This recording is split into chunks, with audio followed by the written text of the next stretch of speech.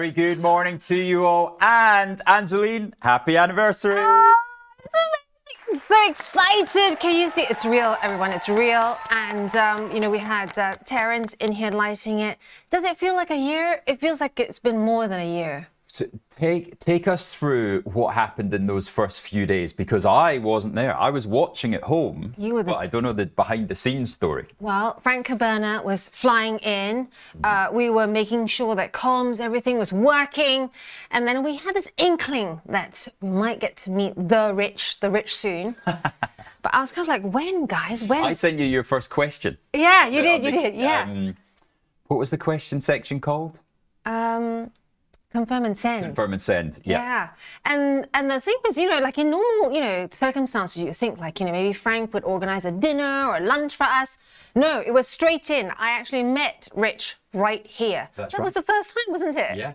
Yeah. And then boom, there you go. And you even had your interview live. That's right. The audition, let's call it. Audition live on air. Which I'm sure we can replay at some point. But look at Terence live in action here. We can get the picture up and show you that. That's Terence lighting the candles. There he is. Ooh. Now, Terence, big thank you. He's been here he's been here way before the start. He's an OG. He is an OG. And there he is lighting the cake. He's also organized the cake. So thank you very much for that one. Shall we have a look at what's coming up on today's show? Yeah, let's do it. Let's do it before the sprinklers go. Right. So we've got Scotty Byrne waiting in the wings to come in and give us some overnight action and then do the opening bell and fast markets with me as well. Yeah. Who have you got at 8:35 there?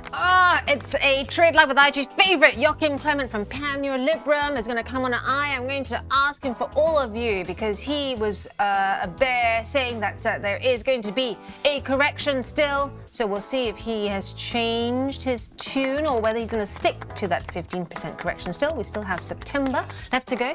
And then I'll be on all sessions. And then finally, Bill Blain with his key calls and he... Some porridge. Having some porridge. And we all know that he's a bond man. And he completely agrees with you. He thinks that the bond markets are now ringing alarm bells. And no one's listening. Not yet, anyway. Yeah, or just ignoring it. Yeah. Right, so before the fire alarm goes off, Terence, what else have you got for us this morning? Oh. A little surprise, apparently. So we don't know what's about to happen. We thought the cake was the surprise. I thought the cake was the surprise. My heart can't take much more. We're ready. Huge congratulations to the Trade Live with IG team. Angie, Rich, so proud of you. Every time I catch your guys' show, it makes me want to cry. Beautiful job. Great first year. Here's to another one. Congrats. Hi everyone, I just would like to offer my sincere congratulations on your 1-year anniversary with Trade with IG. I know the cast, the crew, the whole team there has done a wonderful job putting together a remarkable show day after day. I guess you could say that you guys broke free, found your independence, started your own colony. No, wait, nope. Anyway, congratulations to the whole team over there with Trade from IG. We couldn't be prouder. Hey guys, Trade Live with IG. UK, almost 4,000 miles away. Rich, Angie, congratulations, and the rest of the crew, congratulations. We don't see each other, but I see you almost every day. Great work, keep it up. Congratulations on 1 year. I wish you all the best. Cheers. Congratulations, Trade Live with IG. Whew, 1 year. It's certainly been amazing having you guys with us all this time.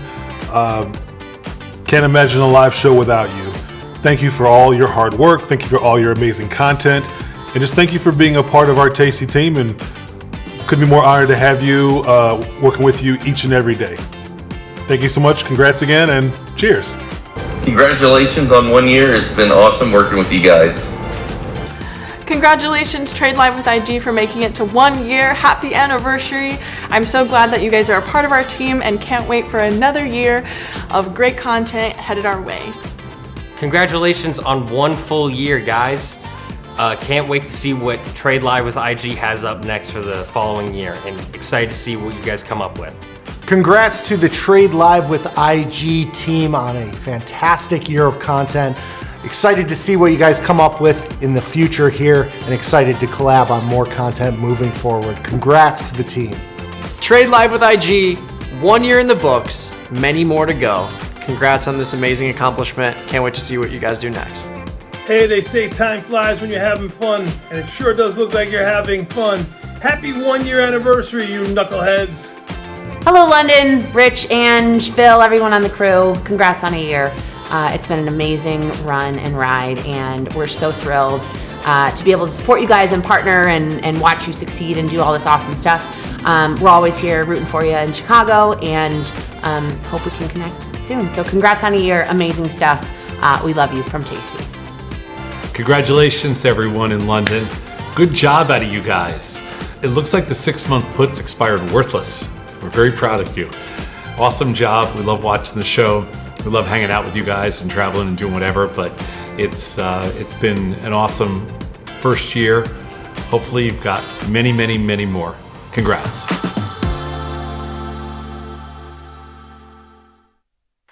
God, that's brilliant, isn't it, Anne? Oh, we love you guys too. It's been Anne's such got a tear in her eye. Oh, it's been such a great journey. It's so good to see the Tasty guys too. Yeah, really nice. It's funny because Beth sent me a message last night. Congrats on the 1 year. So I thought, oh, how do they know about it? Where did that come from? So that is great. Thank you very much to our team Tasty across there in Chicago, and seeing the Chicago background as well. That was great. And the most important thing is thank you to all you wonderful viewers, especially all you loyal, hardcore, Trade Live with IGers, trader friends that have been with us on this amazing journey. We couldn't have done it without them. That's right. Some of you right from the start as well, and the messages you send in every morning, the questions, the comments, taking the pee out of us. Yeah. It's all very much appreciated, and yeah, there is no show without you guys. So, even producer Phil was in the comments there. Hey. Producer Phil, what are you doing? Go back to your honeymoon. Yeah. What's your wife going to say? But yeah, we also love the chance that we've had to meet you guys at the Tasty events. Yeah. People have come into the office, and yeah. And also all those gifts. I've started using the new bell for all sessions.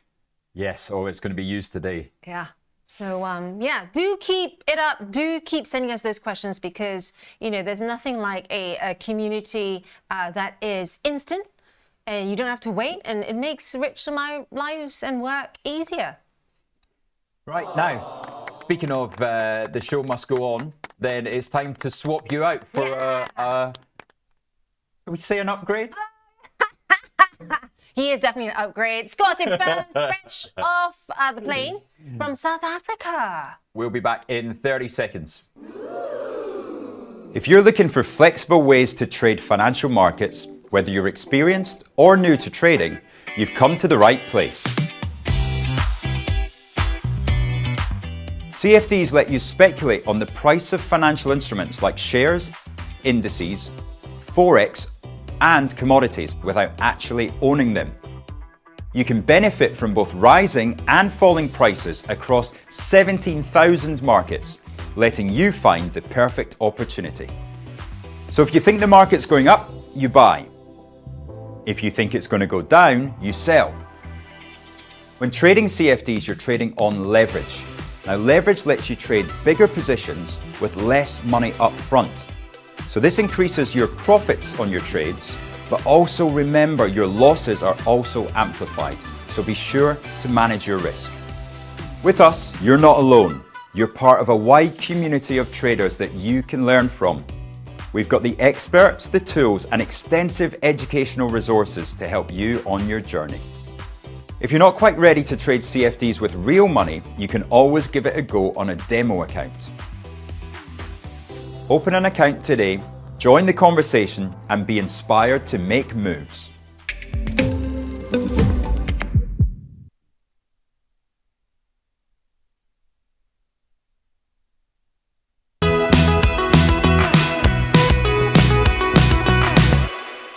Right, here we are into the happy stuff, enough of this cake eating and partying.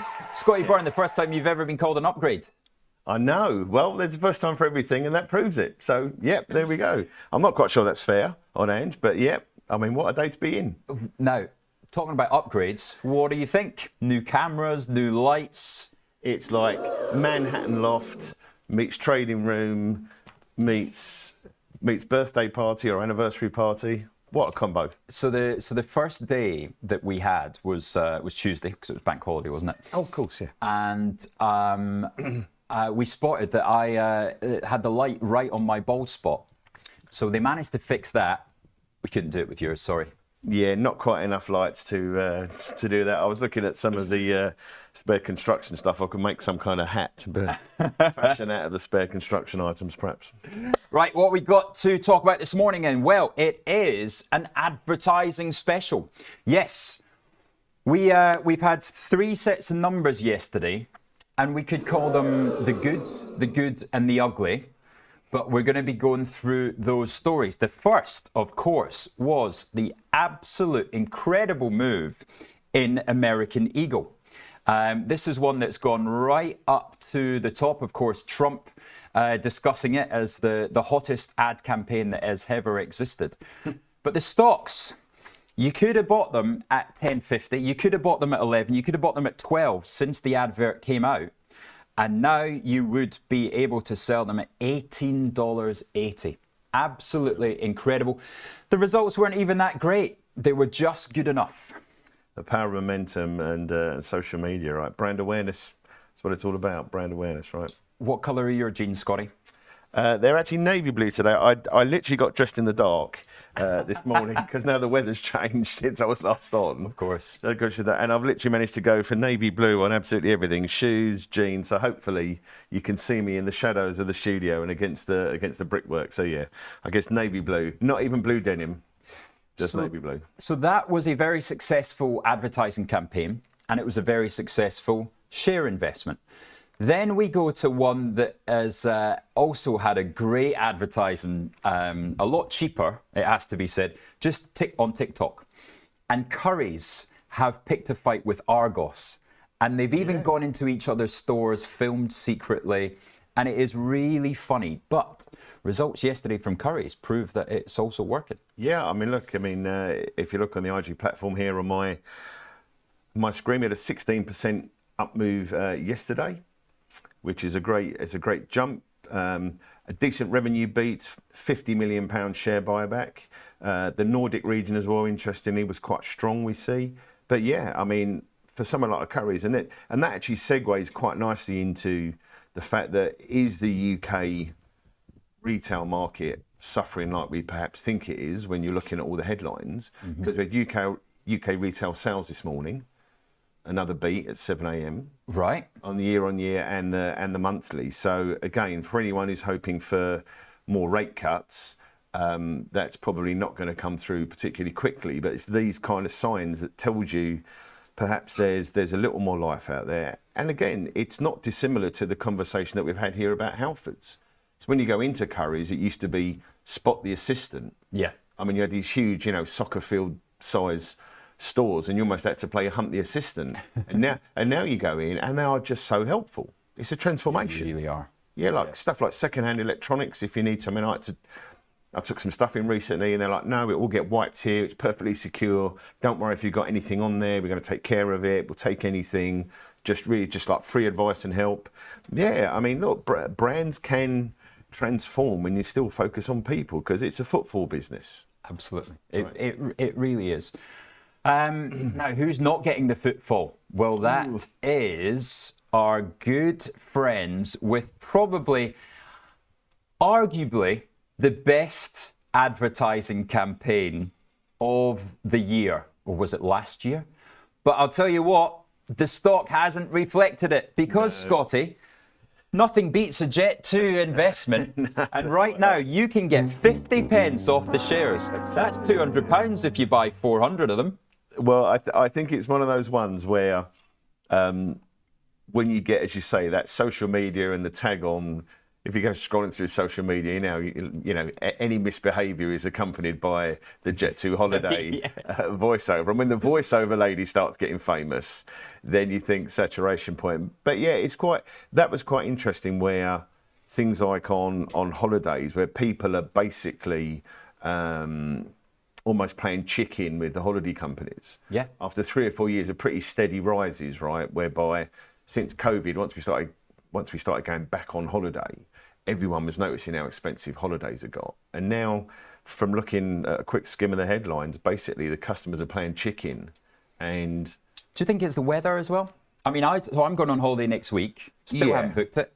Yeah. I'm going to fly on Sunday, and I know I'm going to fly on Sunday, but I don't know where. No, that's right. Because I want to check the weather.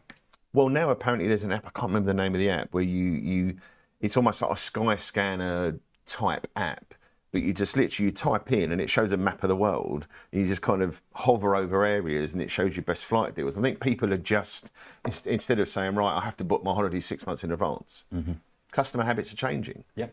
And impulsivity is changing. And definitely, I mean, airports are no less busy. I mean, as Andy mentioned, I flew back from South Africa. I mean, that flight is never empty. But it's full to bursting. I mean, I went through Terminal BA. Oh, nice. But we went through Terminal 5, and that's just like, it's like walking through a soccer crowd. Really? I mean, so busy. Same earlier on this year when we went to Gatwick. You know, the footfall is there. Yeah. But I think the age of a lot of these guys forward selling packages 6 months out or whatever. The actual underlying flights were still, passenger numbers were up. It was the holidays, as you say, were only up 2%. Now EasyJet got hit quite hard on the back of it. We can have a look at their chart there as well. I'm not sure I put EasyJet in the same traveller as Jet2 though. It's a little indiscriminate. I mean, they've been on a bit of a fade though, haven't they, for the last little while in any case, and that's probably just another little. But we know if anyone's short them already, they will gleefully press on the shares yesterday if you got Jet2. So yeah, I don't know how much fundamental selling that is, but yeah, in the context of that move. Now, is this a symptom of the upcoming budget, right? The almost depression that's coming across us of what Labour are about to do. If they pull it out of the bag, then there's going to be an almighty rally in the FTSE 250, isn't it? If they actually come up with something that isn't cutting spending, increasing taxes. I mean, things are, if you look at the FTSE 100 versus the FTSE 250, I don't have it here mocked up, but it's at wides again. And if we're looking at things like retail sales, where they are ticking up, and we're looking at things like the Currys numbers, are a lot of people in not as bad a position as the press would make out. Yeah. And when sentiment is outstretched, as we know, it's almost a travel and arrive. I mean, for all the scenarios we've been presented for the budget in, what was it, November, end of October, November, whatever it is. I mean, they're all pretty bleak, but if markets are forward-looking... It's not a bad performance, actually, considering what bond yields have done and you know, individual shares like EasyJet that we see there. Yeah, listen, look, I mean, I see the argument all the time about where, especially with sterling still cheap on a 30-year basis, if you're an overseas acquirer, there are still good companies in the UK market. I mean, how many times have you argued this for the IG Save Our Stock Market thing? Yeah. Right? We've got a lot of good companies. And if we're not careful, they're going to end up being owned by somebody else rather than UK shareholders. Right, let's have a little look at the front page of the newspapers. Then we've got the FT there. And stablecoin group Tether holds talks to invest in gold miners. Didn't see that one coming. That is that's a interesting one. So yes, the boss of the crypto company Tether, which you know, it is huge profits of 5.7 billion. They clearly don't know what to do with it, so they're thinking about going the reverse way. They're going in traditional gold rather than digital if you can gold. have the US taking a stake in Intel, then you can have Tether taking a stake in a gold miner, right? I mean. Then we've got reality check looming for this Doge experiment, the UK version of Doge there. And sharp rise in UK pension lump sum withdrawals over tax concerns. So people getting concerned about their pensions. Well, I think as well, it's been very clear that some of the plans they're talking about for handing your wealth over when you go, you're almost far better off sharing it out now, or maybe because rates are looking very stubbornly stuck around probably the 4% mark. Mm-hmm. Maybe you pay down some mortgage or other debt as well. Unfortunately, with things that, I mean, another 4 years of the government in its current form, with the greatest respect to them, it's a difficult playing field, but they've managed to score. Crikey, I'm overdoing the soccer analogies, but they've managed to score quite a few own goals today and in the past year. So you're not expecting any windfalls from the government. So yeah, if you got cash now. That reminds me, no fantasy football this weekend. So don't panic, everybody. If you've already put Isaac into your team because of that Liverpool signing, or if you haven't, don't worry. It's a break weekend. Or am I just bluffing? Right, on to the Times then, the business section of the Times. Trump's attacks on the Fed could send gold price up to 5,000. Are they quoting us there? That's well, I do think you should have a copyright on some of your stuff to stop these, second-rate journalists or Goldman's. Yeah, exactly. After watching Trade Live with IG, I've heard it is the most watched channel at Goldman. That's right. We're all over the trading floor there. All over the trading floor, yeah. That's right. So yeah, Goldman's saying that 5,000 we could see in gold. I mean, it's certainly been a huge week for it, hasn't it? Yeah, I mean, it's been the amount of people I've seen who have called a top in gold over the summer. I mean, look, if you look at the gold price, it just has these periods where it does absolutely nothing. So there's a reset in expectations, there's a reset in positioning. And then it just has, I mean, if you look, it was through 2022, I think it was, when it just did nothing. And then all of a sudden, it just explodes higher and then it cascades. 2022 was strange because, of course, we were seeing the melting of the NASDAQ, all the tech stocks, unprofitable tech especially, getting carted. However, gold also went down on inflation concerns. Now, of course, it was tied to monetary policy tightening, but you're right, it did nothing, but it still outperformed tech. No, that's true. And as you rightly said on the podcast a few times, when you're looking at these physical commods in real terms, even though, 3.5 Olympic sizes, swimming pools have only ever been mined, the considerations around the actual holding of this, you get no yield from it. It's simply a proxy hedge. When markets are just going down at that rate of knots, where the Fed all of a sudden says, right, we're behind the curve, we're going to tighten. Babies do get thrown out with the bathwater. I heard a great term yesterday from CJ in our podcast, competition for capital.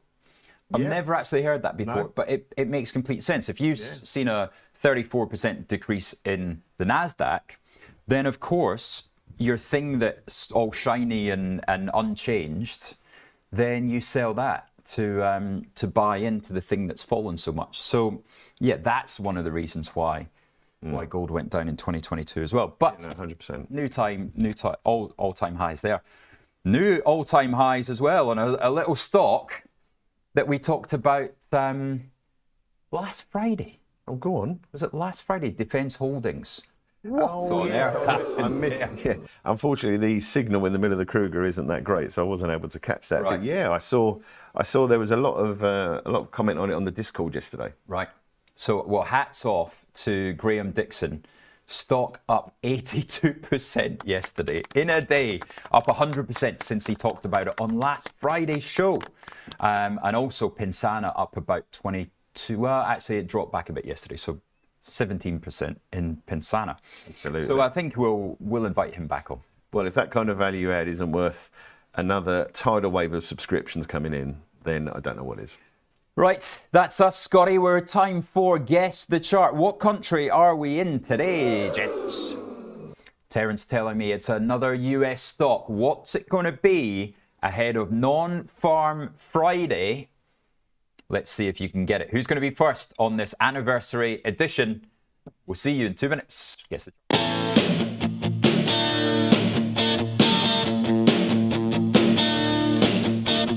Wake up, traders, time to start.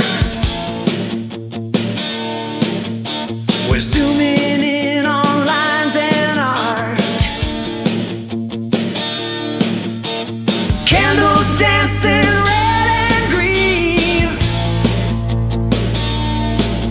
Is it crypto gold or the S&P? Producer Sophie tried real hard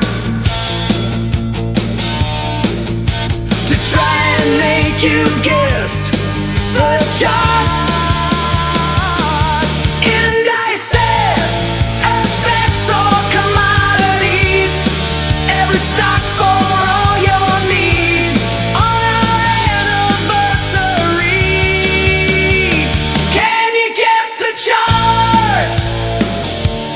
Guess the chart. What do you see?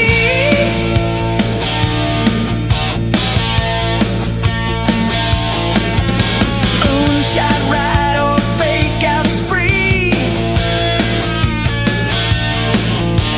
Lines are moving, it's your part. Put your money where your mouth is. Guess the chart.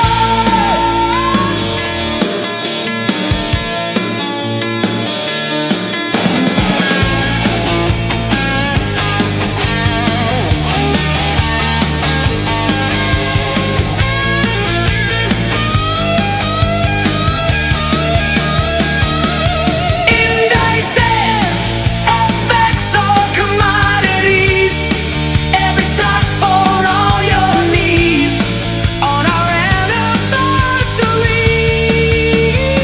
Can you guess the chart? Will Rich guess the chart? Will Rich guess the chart? Can you guess the chart? Can you guess the chart? Can you guess the chart?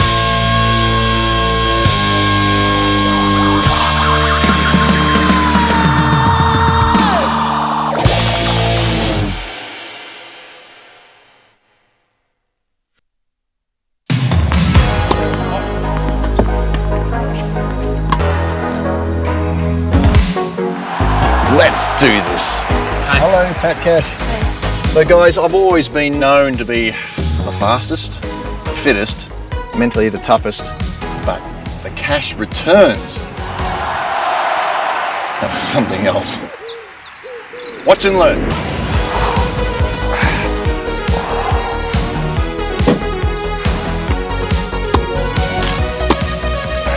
Come on, Pat. Cash returns, come on.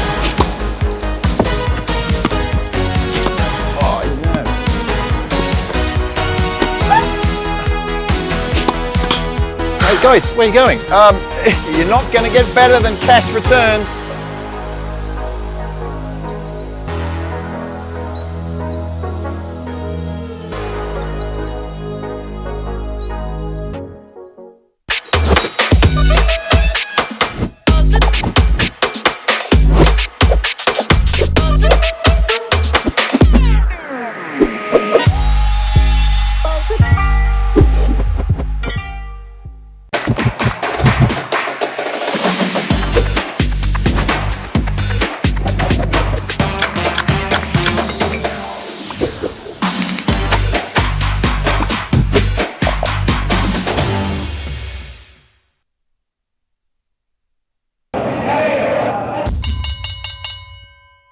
Oh, the bell, where's the bell? And it was, of course, Scotty's favourite stock, where he gets his lycra from, Lululemon. Having an absolute shocker last night. Now, Angeline's going to cover that in fast markets because she's the Lulu expert. But yeah, that's dreadful numbers, especially when you see something like American Eagle coming out with great numbers. Well, it's one of those brands which positions itself in a sweet spot for a while. A little like the Peloton phenomenon, right? Yeah. Whereby if you think how much that we've all, not all paid, I paid, lots of other people paid for a Did you get one? Highly expensive. Well, yeah, long story. It was half price because of some really rich person that we know had one for their holiday home in Cornwall, but it didn't fit the aesthetic in lockdown. So they literally sold it to us for half price. And so Get that bell in your hand, Scotty. It's hiding. Where's our new one? Oh, what? We got a brand new bell. I'm going to go for it. No wonder I couldn't Look see at that. it. Beautiful. No wonder I couldn't see it. That's amazing. Oh, Oh, that sounds brilliant. That is so refined. And our bull as well. As since we've had that, the market's only gone one way. There you go. Right, Scotty, we got the FTSE then is off and running. The futures were up, and we're seeing some strength come through there as well. What have you got on the first movers? I mean, Fresnillo again. If you got a second just to bring the chart up on Fresnillo, Yeah, I let's mean do that that. is just extraordinary. Wow. That's just. That's from £16. Yeah. 2 weeks, 10 days ago. I know. That's just one of those ones where so many people focus on gold. Yeah. But a lot of the real commodities experts say, never discount silver. Again, it's less used, whatever. It suddenly has these creeping up moves. And then stocks like that, once they get going, they as we can see, they seriously get going. Right, we got a update. Everything's now open, Scotty. So, our Rio's Glencore. At last, Glencore's catching a bid. I bought those on air the other day at 290.8, I think it was. Oh, good, okay. And they've never seen the level again. they never do. When you press the button, they never do. You see, that is why live trading is the ultimate buzz. Yeah. Rio Tinto also having a good day, up 1.5. China was strong overnight. China up 1%. The Nikkei was strong overnight, of course. America, it doesn't matter what those bond yields are doing. Although they have recovered, to be fair. Yeah, and they've made it better. Yeah, and they've kind of liked the deal this week as well with the US in the Nikkei. But yeah, hopefully we'll see what Bill says a bit later on about bonds, because that's going to be a good thing to look at. Entain again having another move. Scottish Mortgage Investment Trust catching up with the Nasdaq move. They're up 1. Diageo never went down. It had when everything else was down 2 or 3%. Diageo was stayed firm. So that is always something to watch for, isn't it? Yeah, that's it. These kind of names in the UK do get forgotten. These kind of ultra safe, ultra solid, high div players. Yeah. Because there's so many other things catching your eye. You do forget sometimes that those real staples are exactly that. Whitbread is starting to draw my attention in, because every time I've looked at it before, whenever it's been 28 quid, 29 quid, next thing it's been 32, 33. Yeah. So I am... You could bring the chart up on that, Rich. Yeah. Have a little look at them. Let's just see. They really are. At 28 quid to 32 pounds is the range here. Yeah. So if they started with a 29, I would be very tempted to have a little look there. So that's the daily. Let's bring you much closer in. Yeah. There we go. So 28 forever for about 3 months, and then they jump up to 32 and they struggle around there.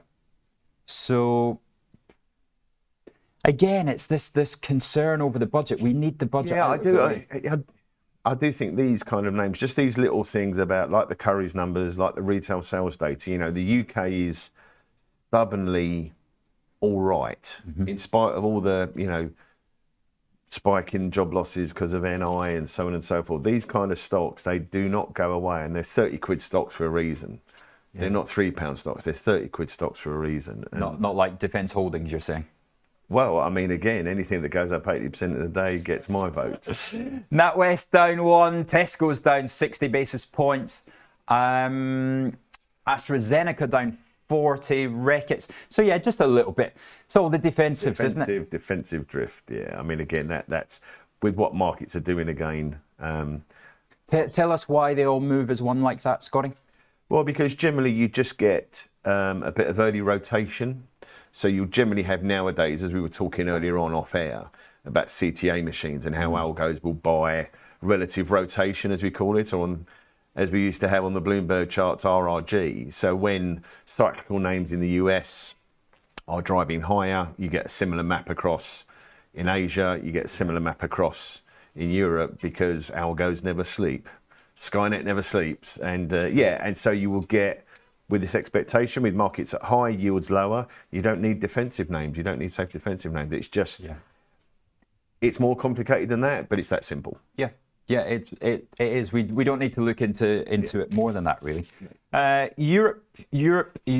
What have we got? ASML 660. It's done it at last. Is it back to where it was before the shocker? Not quite. It was about 690. Oh, okay, 690 right. going Yeah, into that. I haven't looked at ASML a great deal. But straight down to 590, and now it's managed to burst through that 640 level. Should have stuck them in the ice. I saw a little headline the other day about, I think it's Porsche going to drop out of the DAX in the next reshuffle. They've been that bad. Yeah, they really have been. Drop out, yeah. Adidas recovering there as now. Who was saying on chat? Gavin Ackers pointing out to us the three stripes are starting to recover. There, Mercedes-Benz, Havas has been 154 forever as well. NatWest cut to underperform at BNP. That's why NatWest is down 1. Thank you, Supersonic, for that. Yeah, that makes sense. Andrew McKelvey's been talking about Peel Hunt since before the Open, and boy, oh boy, have they performed. Up 10%. Good timing, because on the podcast next week, we've actually got Charles Hall, who is head economist or head strategist across at Peel Hunt. Head of research across at Peel Hunt. He's coming on to the podcast to talk about the UK next week. But that'd be interesting. They've done well, haven't they? I mean, not forgetting as well, if he does say some interesting things. Remember when Deutsche bought Numis a couple of years ago, and everyone was saying, "Oh, that's a waste of money. That's a shocker." Very quietly, they've actually been doing okay. And this is what I mean about it's stubbornly okay. That tells a bit more of a story, doesn't it? No, that's right. But again, it's the expectation where you can't have all these negative outflows out of the UK and have a Peel Hunt or a Numis as was or a PAM or outperform. You just can't. So this tells the story of a renewed interest in the UK. Well, I think it does. Yeah. I really do think it does. Again, that could also, if we look at the relative, okay performance of the mid-cap, this could be another one where there's so many storm clouds on the horizon with the budget. I can't believe that she can imagine anything worse than she's imagining already. And again, it could just be the case of, if, as you've been saying on the pod with Spice and CJ about, we're talking, 5 cuts in the US next year they're modelling? I mean, some of that overflow money has to find its way into I did see M&G, headline from M&G yesterday saying biggest interest in the UK and Europe for 8 months. Right. Or something like that. So it is all very reassuring, isn't it?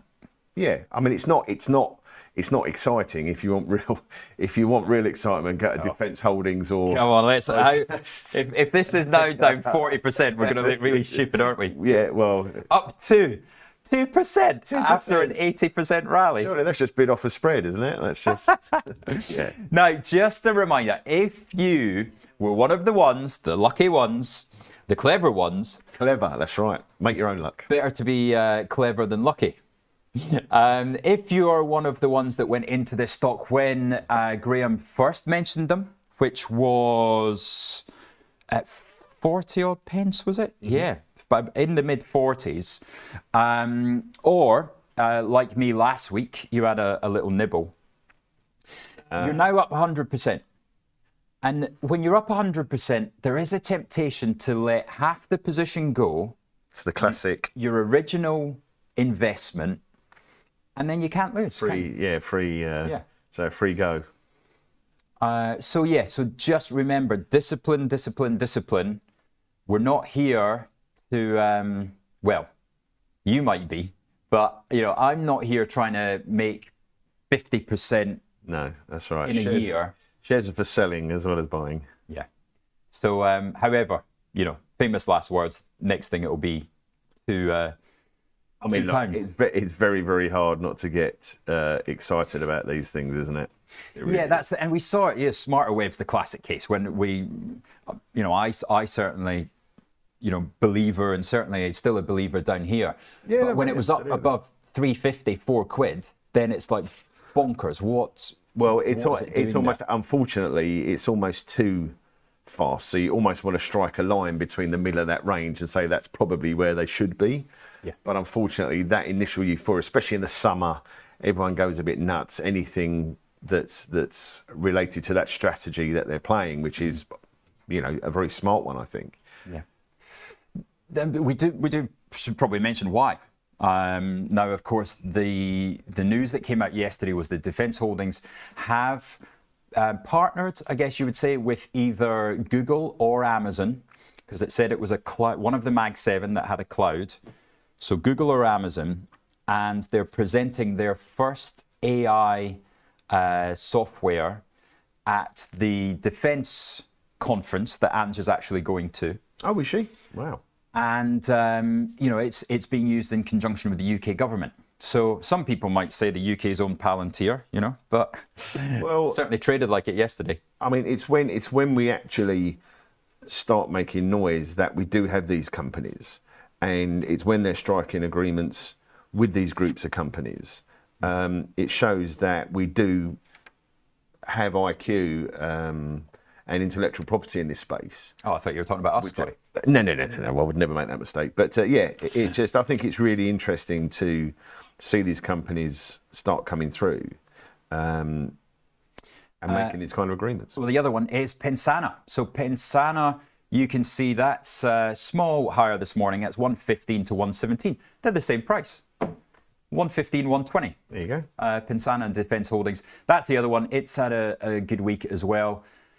Of course, waiting now if there is any story there from the meeting they had with the White House, and any update. Of course, their Angola future production. So that is Pensana. Good. Right. Maturin just saying there, sole part of his investment on Defence Holdings. And Hatim asking, how do we get access to the Discord? It's not for IG customers. It's actually nothing to do with IG. It is a Trade Live with IG viewer Discord. Yes, that's right. Which Maturin was very kind to set up there. Yeah. And he's dropped it in the chat there. Matu, MATU03. Pop that into Discord and you'll find Maturin and he'll... I have to say, it's a very good platform since I got signed up to it by producer Phil a while ago. It's a lot more orderly than some of the Discords that are out there. But it's also very nicely split into categories as well. Okay, brilliant. And everybody well behaved? Everyone's really well behaved. There's some great stuff on there. Everyone's sharing really well. Some really good stuff on there, and you can see there's a lot of hard work going on. Brilliant. Obviously triggered by this incredible show that we're on. That's it, Scotty. And Scotty, the hero that Scotty is, giving me a holiday next week, because this man is going to be my replacement for 3 days next week. Wowza. Very, very kindly relieving me of my duties so I can go off, enjoy a little bit of relaxation time. Well, I think as always, Rich, you've celebrated the 1 year anniversary and then very deservedly had a break booked, a few days booked. So it'd be interesting to see where you end up. Are you going to tell us before you go away, or just kind of stick a pin in a map and... Literally no idea. So I'm going to probably look at lastminute.com or something like that. Yeah. Or maybe I'll go on Jet2. Jet2 have got a few good £50 packages. off right now. I bet it is. I don't have a family of four, but... No, you don't have to. I'm sure solo travellers are just as welcomed on Jet2 as families of four. Good stuff, right? Great to see all of you in the chat there this morning. And if you are watching the show and you haven't yet subscribed to the YouTube, then hit us a subscribe. But also, just under where you're watching our ugly mugs there's a little thumb like this. If you could hit that for us, that would be very much appreciated. Yes. Yeah, well, make sure it's the up one, not the down one. Like there is a down one, yeah. Like in the Colosseum, make sure it's only ever the up one, not the down one. Go on, somebody hit the down one for the banter. Go on. Absolutely. Yeah, exactly. Yeah. And Trem is going to join the Discord this morning, and also asking what's the FPL league code. I think we might need producer Phil to. We'll see if we can get you that this morning. But I think Fort Knox Phil might have locked that one up. But that's right. So 8:15, it is time for Fast Markets after the break. Angelina's going to come in and chat to you about Lululemon. She's going to join Scotty and quiz you on a few things. Oh my goodness me, that's frightening. So, right, I shall bid you farewell. We'll see you soon. And yeah, see you after the break. Watch Trade Live with IG weekdays from 7:30 a.m. on our brand new YouTube channel at Trade Live with IG.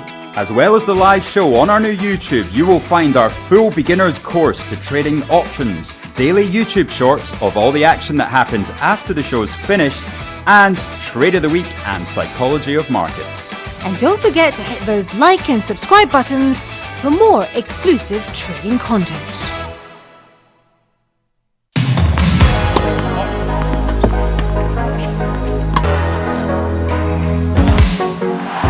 Let's do this.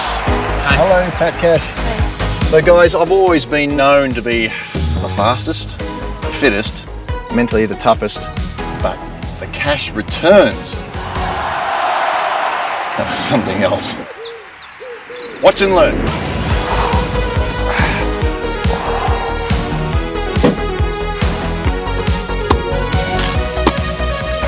Come on, Pat. Cash returns, come on.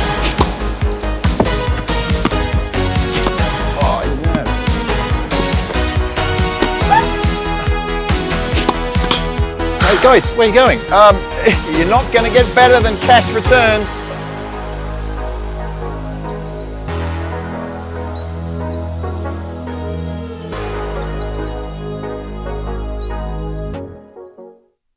Do you like the sound of tax-free trading? Well, that's exactly what spread betting enables you to do. This tax-free way of trading lets you speculate on the price of over 17,000 financial instruments, like shares, indices, forex, and commodities, without actually owning them. With spread betting, you can benefit from both rising and falling prices, letting you find the perfect opportunity. So if you think the market's going up, you buy. If you think it's going down, then you can sell short. Not only is spread betting exempt from capital gains tax, but it's also commission free. All you pay is the spread. With us, you're not alone. You're part of a wide community of traders that you can learn from. We've got the experts, the tools, and extensive educational resources to help you on your journey. If you're not quite ready to trade with real money, you can always give it a go on a demo account. Open an account today, join the conversation, and be inspired to make moves.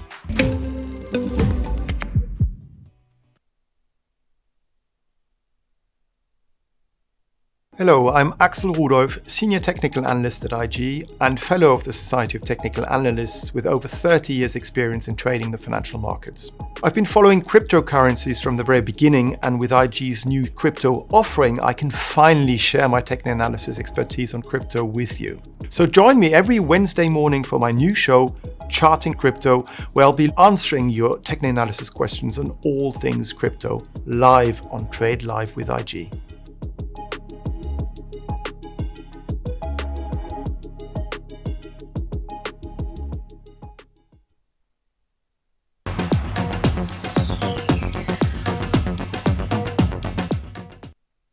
Welcome to Fast Markets, and it's almost like they knew you were coming back from South Africa. Incredible. It's like that, you know.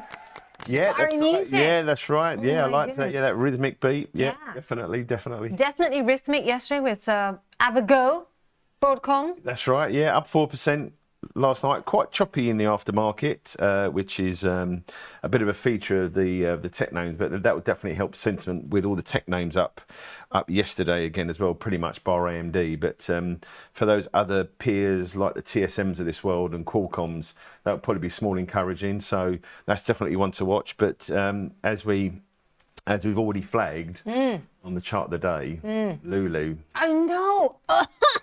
So painful. Thankfully, I had already taken off, a big chunk before I went on my holiday. Good. And I took away a big chunk, about 80%. I put it in Berkshire, And I put it onto Hero, hoping that, do you know Hero? Hero is an ETF to do with video games. Oh, wow, okay. And programming software for video games. So that is a longer term. Absolutely, yeah. But, Berkshire was a, safe place to park. I don't like having low conviction things or things that I'm a bit sort of concerned about. Not when it's your own money. When I'm off on a week's holiday, as you know. Well, that's always when things... I mean, either it spoils your holiday because you're checking them 5 times a day. Yes, or more. Or more, Lululemon, well guessed, Julian, and all you others as well. And I'm going to put this here so that you share in my pain. I did have a stop. I had a stop at 190. I was watching. Let me show you the minute chart to show you what I was looking at last night. It's actually quite painful. And there we are. And I was waiting for potentially, so I got in at 210, I had a 190 stop, and I was waiting around 10:30, 10:45 last night to see whether it would turn, and I gave up. That's a shame. But sometimes you win some and sometimes you lose some. As we said to Rich, that's why trading is the ultimate buzz. Yeah, and that's why we have a market. Issa, who made a bet with me, because he did, and it was from the last earnings cycle.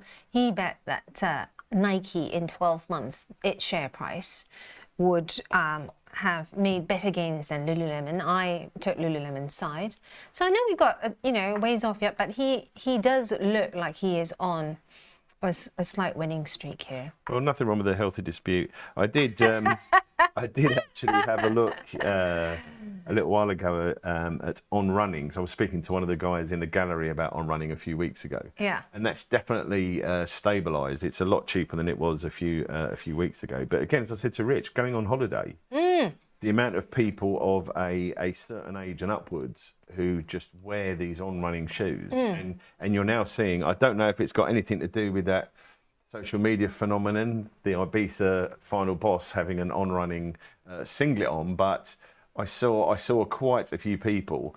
It's a bit like the new, if you remember the fleeces for the finance bros. The new gilet.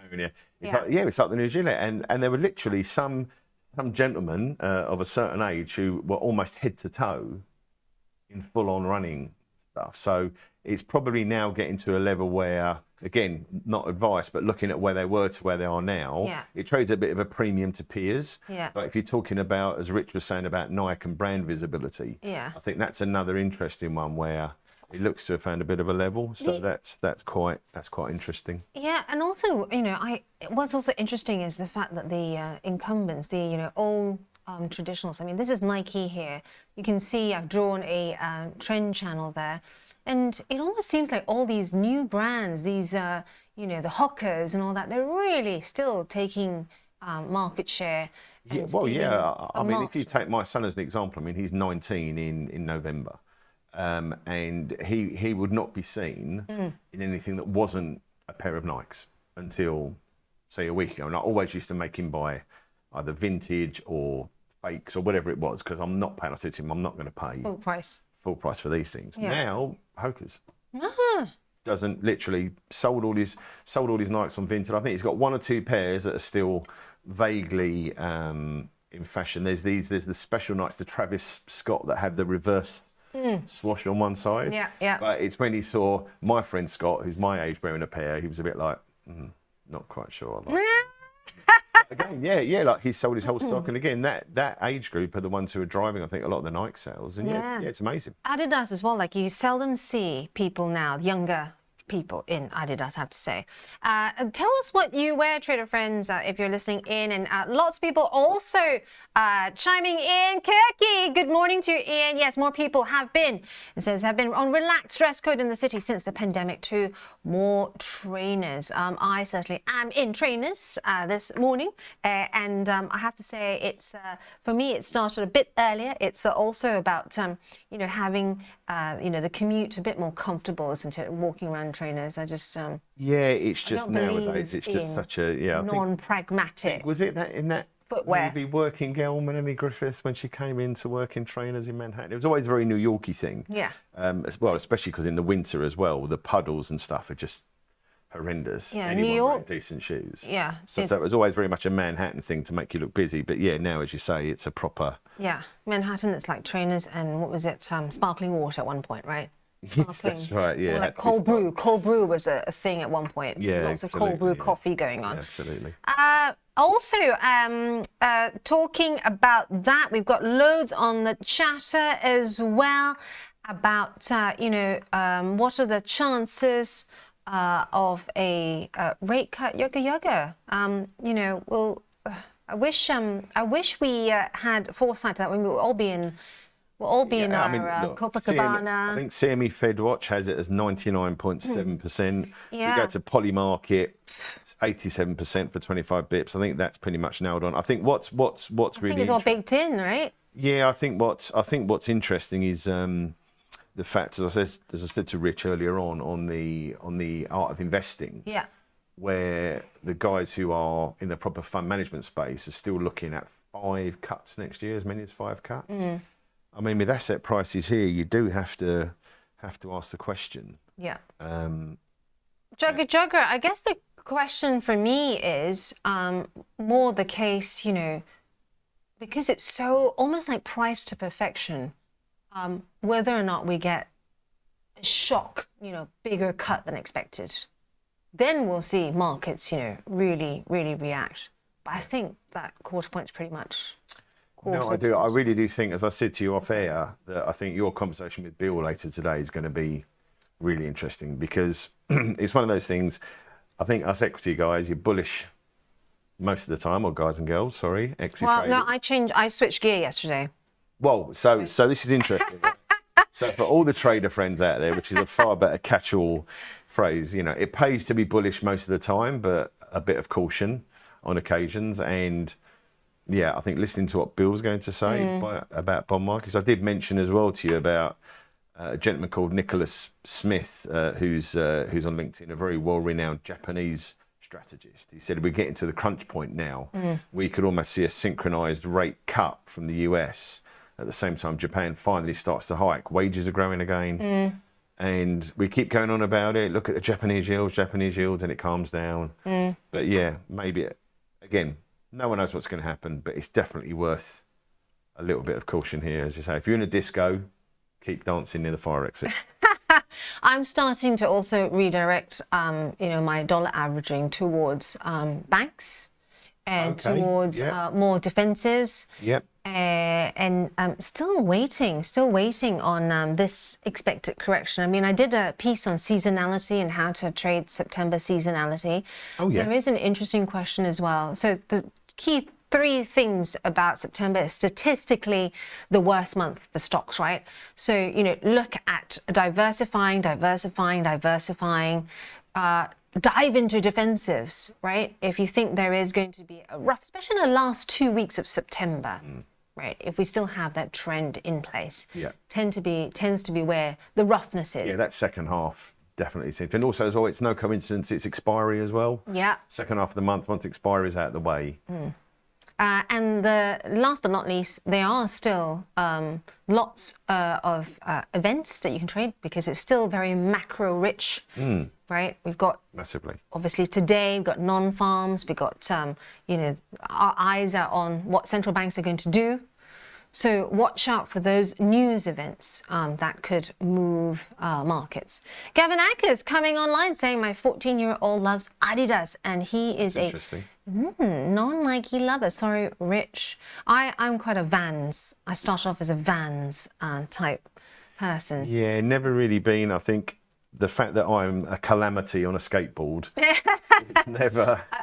I'm not into skateboarding, but I was into the. I think as a. The comfort. There was a lot more. Yeah, no. I can completely see that. It's interesting. I see a lot of ladies in Vans actually, and they look incredibly comfortable. So. Let's have a look at the Germany 40 very quickly as well, because it has had a bit of a thumping this week so far. It's just trying to come back a bit right now. But do you think, in your view, this is a lot to do with the whole, concerns emerging from the bond market signals? I think there's definitely a degree of that. There's also, I've seen a lot this week about how the ECB easing is over now. Inflation's at 2%. So you've had the Germany stimulus, you've had defence spending. Rates are not going to go lower anytime soon. It's interesting how that has just drifted. I think positioning in that probably hasn't changed drastically, which is why it's just kind of moving along like a twisted rope in that. I mean, that would be a pretty easy graph to draw a box round for the last 3 months, wouldn't it, in particular? But I think how the US has just erased that that sell-off it had at the beginning of the week and back to highs, that just kind of shows you where the position shifting is happening. I think because so many people are still underweight Europe for choice, that you probably won't see the DAX react as impulsively as maybe the US does, where there's still a lot of overweights. But yeah, it's a definite lack of desire to push on. That's for sure. Let's have a look at the Dow as well. And speaking of twisted rope, we are starting to see potentially the convergence of the 20 and the 50-day moving average. A lot of technicians like to see this rainbow structure moving higher, and we tend to kind of sit up when we start seeing this twisted rope that Scotty's just reminded me of. I really like that term. And when you start seeing this, it's time to kind of pay attention and take a closer look, right? And those moving averages, again, as Rich and I mentioned, things like how a lot of the funds operate nowadays, algorithmic. I mean, that's a real, having the 20 to 50 is a real good short-term proxy for how effectively CTAs are going to react as well. So yeah, there's definitely a few convergences, and I think you're absolutely spot on where a bit of caution is just I think a very prudent thing to exercise at the moment. Yeah, and this is a payrolls report as well. I mean, I think we're going to see maybe a Goldilocks number, not too hot, not too cold. What do you think?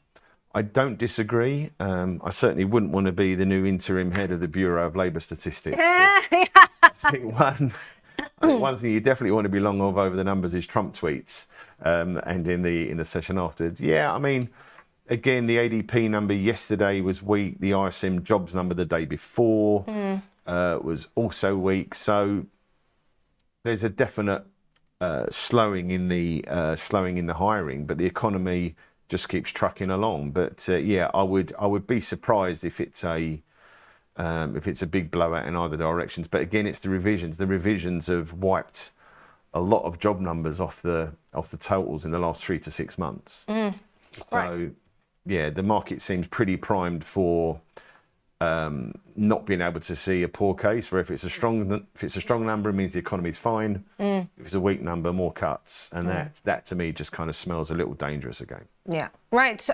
Speaking of danger, we have Panmure Liberum's Joachim Klement waiting in the wings in a time when we've got all these interesting events coming up, and also signals from the bond markets flagging danger, danger. Just a quick roundup. We've got tech stocks rising among the top sector performers in Europe today. Also, we have covered Lululemon. It's all right. It's all right. Ørsted also losing 1.3%. This is the Danish wind farm developer after it cut its operating profit outlook. Right. I hope you're staying for some cake later on.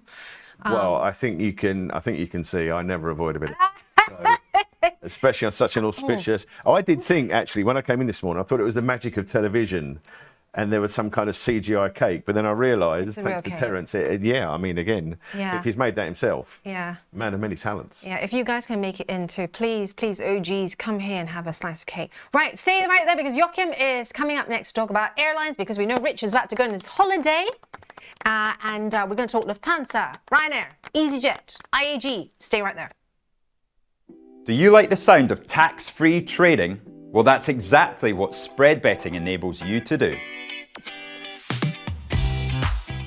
This tax-free way of trading lets you speculate on the price of over 17,000 financial instruments, like shares, indices, forex, and commodities, without actually owning them. With spread betting, you can benefit from both rising and falling prices, letting you find the perfect opportunity. So if you think the market's going up, you buy. If you think it's going down, then you can sell short. Not only is spread betting exempt from capital gains tax, but it's also commission free. All you pay is the spread. With us, you're not alone. You're part of a wide community of traders that you can learn from. We've got the experts, the tools, and extensive educational resources to help you on your journey. If you're not quite ready to trade with real money, you can always give it a go on a demo account. Open an account today, join the conversation, and be inspired to make moves.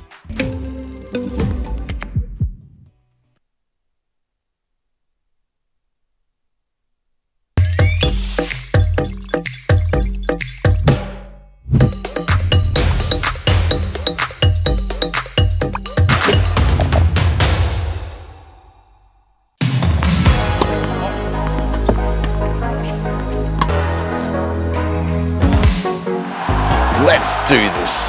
Hello, Pat Cash. So guys, I've always been known to be the fastest, the fittest, mentally the toughest, but the cash returns.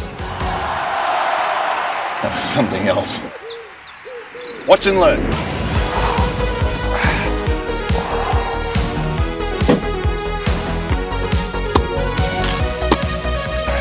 Come on, Pat. Cash returns, come on.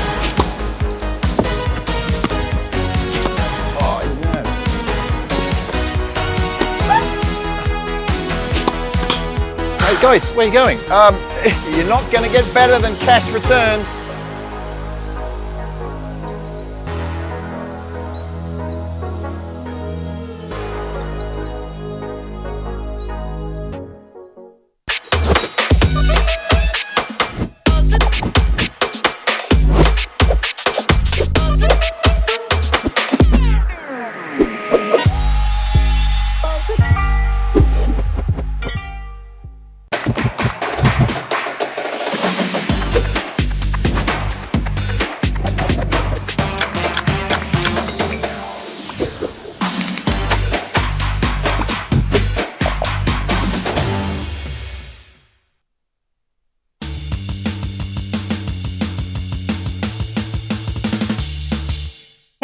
Welcome back.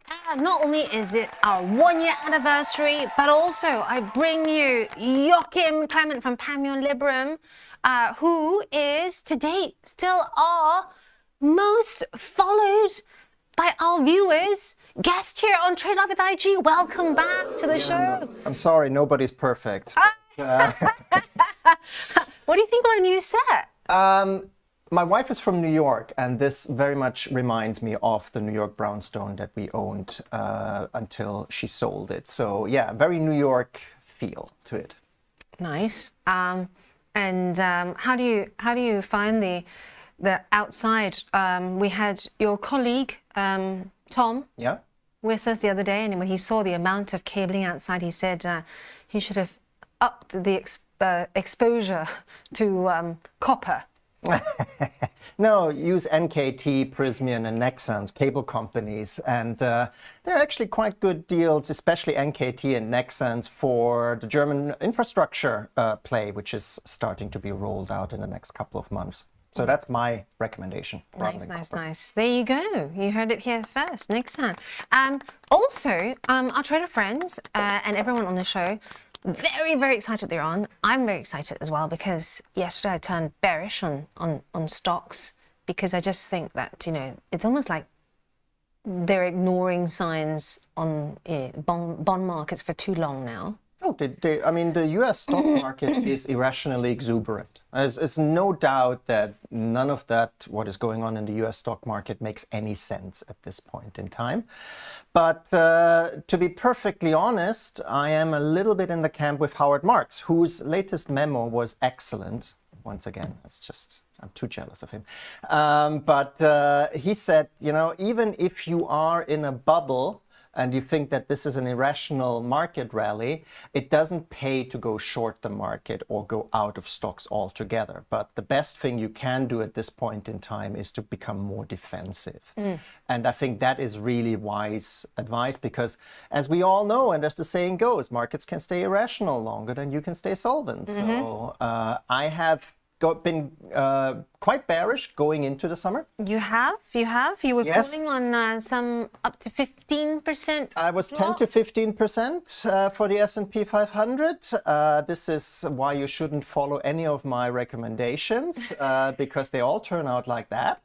And it has all been dominated by the news about the Fed cutting interest rates that have negated all the negative signs. And we are now in a world where the Fed is fighting for its independence from the government.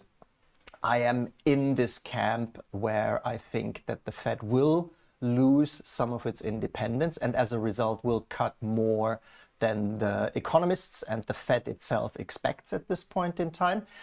But as we see in the long end of the yield curve and with long-term government bonds in the US, that increases the risk premium that inflation might rear its ugly head at some point in the future. And that is why the yield curve has been going up in the US. And yeah, I agree with you. Eventually, that will take its toll on the stock market in the US. But I am not in the camp where I would say that this is going to happen imminently. It can last for quite some time, unfortunately.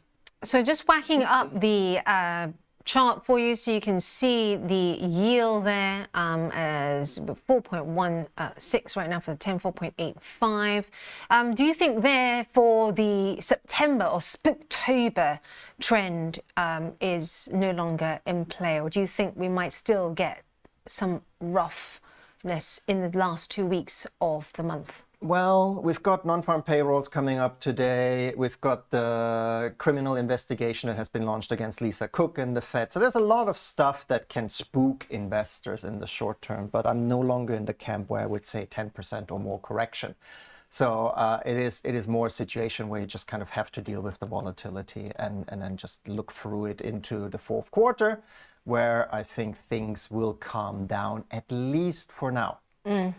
At least for the non-farm payrolls, it's all about the revisions, I think now, rather than the actual number.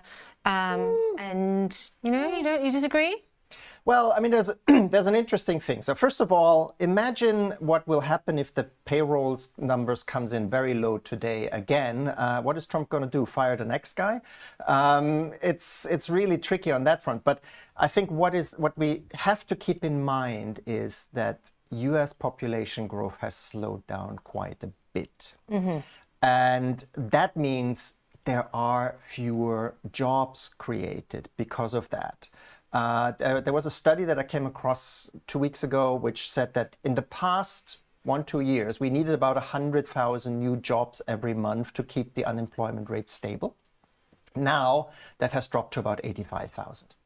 So even a number like 80 or 90,000 is not bad news anymore, even though the market will still interpret it as bad news. But in fact, it's kind of the new cruising height. Let me show you, since you're talking about population growth, there is an amazing graphic that shows the fertility rates. And this is done, friends, by a really, really well-respected and long-time colleague of mine who is like a genius in the data viz space. He used to be LSEG Reuters, and he's now gone to Flourish, which is part of Canva. And I'm going to show you this because it's on my LinkedIn site. His name is Scott Barber. And take a look at this wonderful infographic. He's showing in real time global fertility rates and population size. And you can see through the years how it is, actually dropping. All this talk, I always find it really fascinating when people talk about the fact that, oh, there are too many of us in this world. Oh, climate change. The fact of the matter is, population, especially in the Western world, the replacement rate is dropping. Oh, global population is peaking. In the 2030s, we will have peak global population. From then on, it will start to decline on a global level, because the only countries that still are above the reproduction rate or the replacement rate are basically sub-Saharan Africa and a couple of Latin American countries, and that's about it. Yeah, that's right. And please always bear in mind, have this at the back of your head when you're looking at investing long term, because these demographics do matter if you're going out like a 10-year, 20-year view in your investment horizon. Lots of people chiming in on the chat as well. Let's get the chat up on the board so that we can have a look at them. Usman Ali saying, hi, do we see downward pressure for the pound after the November budget? Sorry for being late on the naughty step, Usman Ali. We've got a late step. We've got a late step. You can join Kate Murphy. Is Kate here? Kate's sometimes late. We love Kate. She's got Rolls Royce on her books. But Usman, if you look at my screen, you can see that on the main page, if you whack that up, you can go to a place called Shorts.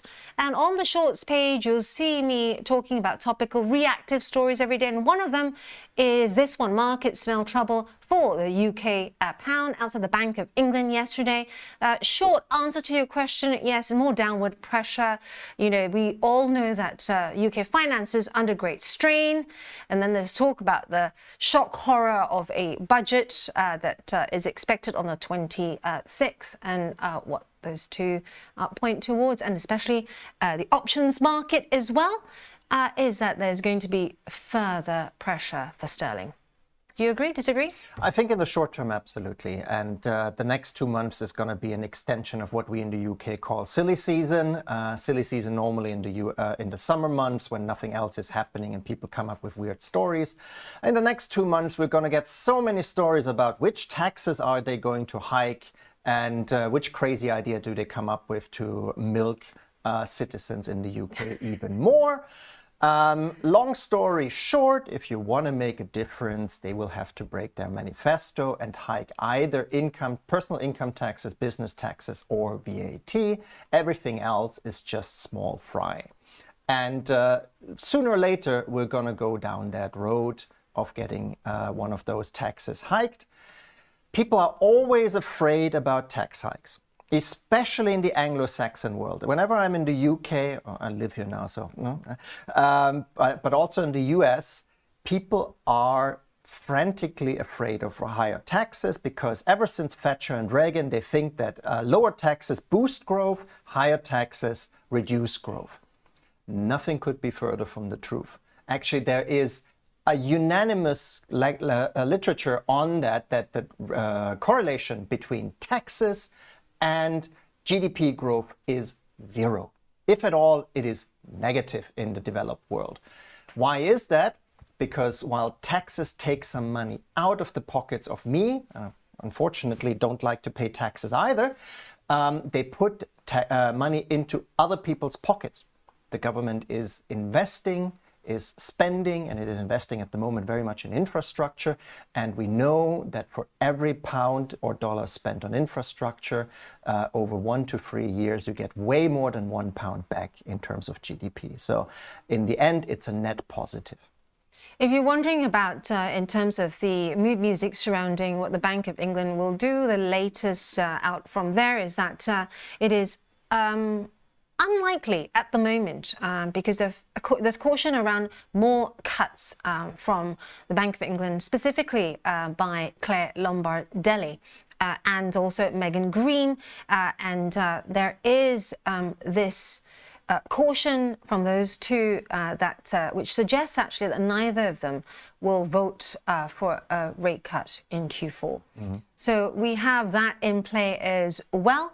Also, away from the numbers coming on as well, saying yes, DAX under pressure again. We saw that recently.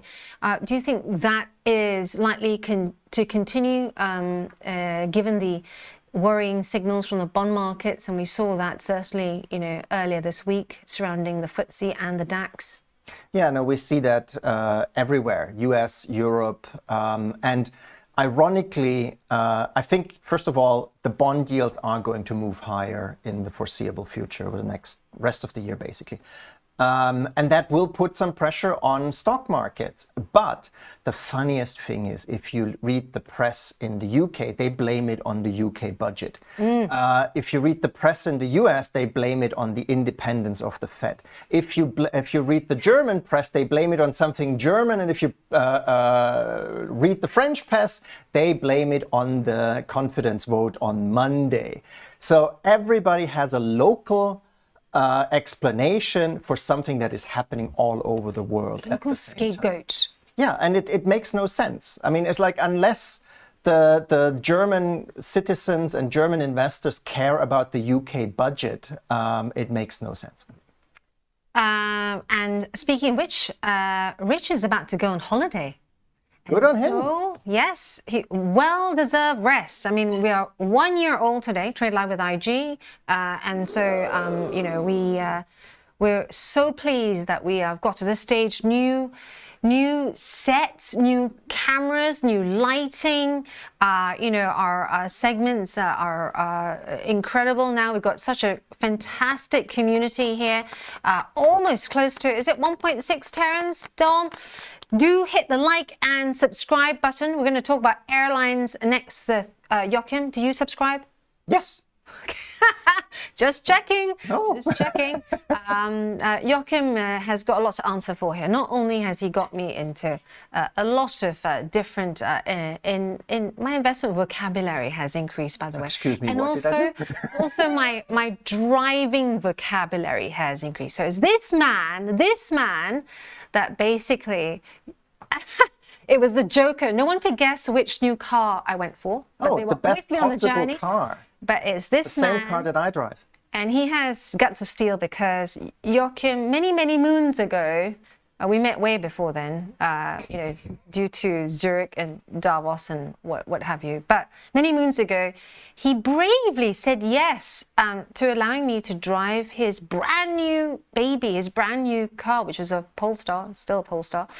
And it was quite a far drive as well. It was to your home. It felt scary, yes. Did it? You look really calm. Or was that just a German demeanor? Oh my goodness. So Ryanair, let's talk about airlines. Let's talk about airlines now. Yeah. So you think Ryanair is looking interesting right now? It's a really interesting place for some 3-month trades. And the reason is that 3 months, people, is a duration? basically into year end. And the idea is Ryanair and Deutsche Lufthansa both have sold off quite a bit. They are now very close to oversold levels, but at the same time still well above the support from 200-day moving averages, and in one case, I think Ryanair even 100-day. In any case, it is ripe for a bounce. And the reason why I'm optimistic is more from the fundamental side, because both Ryanair and Lufthansa over the last couple of weeks have seen earnings upgrades from analysts in reaction to their, well, mixed second quarter earnings. Because the outlook is getting better. Oil prices are low and remain low. That's always the key driver for a lot of airline stocks, because it reduces fuel costs. Now, the question is, are airlines reducing ticket prices in order to stay competitive? And we do see that in the UK, ticket prices for flights remain relatively okay, and demands for flight only remain relatively stable as well. What comes next is that I think in Europe, because we've seen such a strong euro this year, and because growth actually is accelerating, people are starting to spend a little bit more on their vacations, including the winter vacations. Because the euro stretches a little bit longer, a little bit farther, and they have a little bit more money to spend. So what I would expect, that the winter booking season is actually going to be quite positive. And that's what a lot of analysts think as well, that it will get some boost from increased consumers. And that is why I think it is about to turn around. It is at the moment a contrarian bet. They are definitely in a downward trend so far. But as I said, they are reaching oversold territory with still some pretty significant support below it. Is that according to the RSI? Is that what you're looking at? Yes, I'm looking at 14-day RSI. There they are around 40, something like that. So not quite oversold yet, but they're going currently there. about 35. 35, excellent. Then that's really just kind of about to. But yeah, it's and you see here how Ryanair is actually now touching 100-day moving average. Even if they break through that, they can still find support on the 200-day if they so choose. So what are you expecting? So from a technician's point of view, expecting it to basically, bounce higher once we get to maybe levels last seen in June? Yep. That's about right, and then higher into year end. Nice. I like it when we talk lines here because, as you can see here with my cursor, I am looking back at the last swing low and the last swing low before that, and you can see it ties in nicely with that 50-day moving average. The RSI is the bit in the middle, which I've put there for you if you can't see it. Follow my cursor, and we are at around that 33.9 right now, I think is the level. And yes, oil prices are expected at the moment to remain low. I'm going to be devil's advocate here, Joachim. As you know, I love it when people poke holes in my theory, but I also want to poke holes in other people's theories. You're not concerned by what we saw in terms of outlook from Jet2 recently, because that caused all of the travel sector to slump, yeah. So Jet2 was suffering from cost pressures because especially the package holiday space disappointed. And this is why I like airlines that have more of a business in flight only. They should hold up better because there's more demand for business travel and there's more demand for flight only bookings rather than package holidays. And so I don't think it necessarily translates what we saw with Jet2 to whether we're talking international airlines groups or BA or Lufthansa or Ryanair for that matter, where the packaged holiday business is a smaller share, if at all, of the company. Speaking of which, you also like Lufthansa. Yep. Let's have a look at Lufthansa there. It's not a company that I like fundamentally and on a long-term perspective, but as a trade, it's actually quite interesting. Right, so I've got the ATR up there at the moment. Volumes remain relatively low. Yep.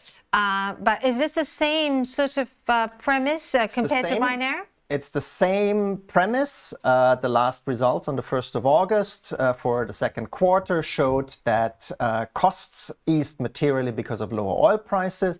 But they have seen and they have decided to cut capacity in cargo and in the European routes, which are the most profitable ones, which is why people sold off the stocks throughout the month of August.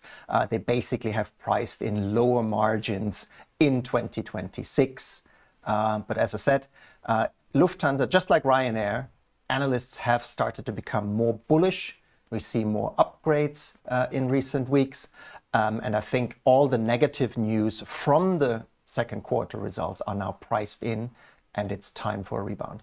What's interesting as well is that Lufthansa and, I believe it's Lufthansa and TUI have already started making themselves more resilient to climate change. And they've started offering more routes and packages to places that are, interestingly, less hot. Oh, yeah. No, I mean, the big new vacation destination is Scandinavia. It's the only place where you can still go in Europe in summer. Norway! I mean, in the newspaper that I subscribe to, there's a pretty good travel section, and every day there's a new travel article, and about half of them are either about Norway or Sweden or Denmark or something like that. And clearly, I mean, I spent a week on a conference in Helsinki this August, and it was hot even there. I mean, for Finnish standards, 28 degrees centigrade I've worked in Helsinki. bad. My goodness me. But it wasn't the 35 plus that we had in the UK, let alone the 40 degrees that we had at the same time in France or Spain. Yeah. Andrew McKelvey, I hope you're loving this because I know you really like airlines. He's asking about views on IAG. Really depends on whether you can stay with me for all sessions, or are you able to quickly give us your view on IAG? Very quick. IAG is my preferred medium to long-term investment in the airline space. The highest free cash flow yields, the most attractive combination of growth. Most diversified. Most diversified, and especially focusing on routes that are not impacted by geopolitics, because their main routes are Europe to Latin America and Europe to North America, which are not over the Middle East or Russia or anything like that. Brilliant. Thank you so much, Joachim. And so happy that you're here on our 1-year anniversary. Any more questions for Joachim? Because he's a very busy man. He has to go, but I will put it in front of him. Slam the like and subscribe button. And also, if you email me on ask@ig.com, I will get your questions seen by Joachim. Stay with us.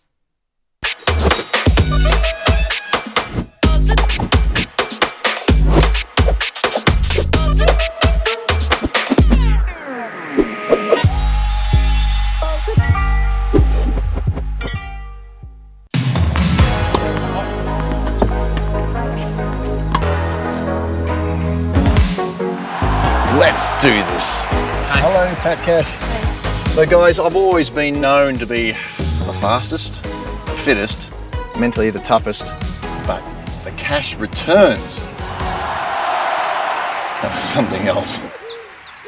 Watch and learn.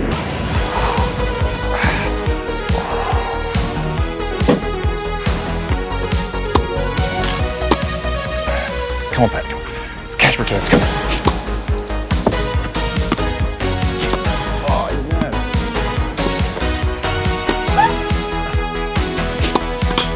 Hey guys, where are you going?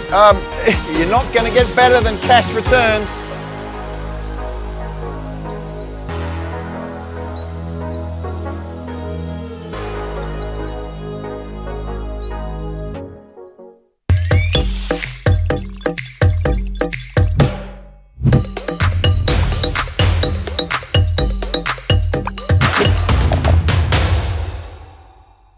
Hello, I'm Axel Rudolph, Senior Technical Analyst at IG and Fellow of the Society of Technical Analysts with over 30 years experience in trading the financial markets. I've been following cryptocurrencies from the very beginning, and with IG's new crypto offering, I can finally share my technical analysis expertise on crypto with you. So join me every Wednesday morning for my new show, Charting Crypto, where I'll be answering your technical analysis questions on all things crypto, live on Trade Live with IG.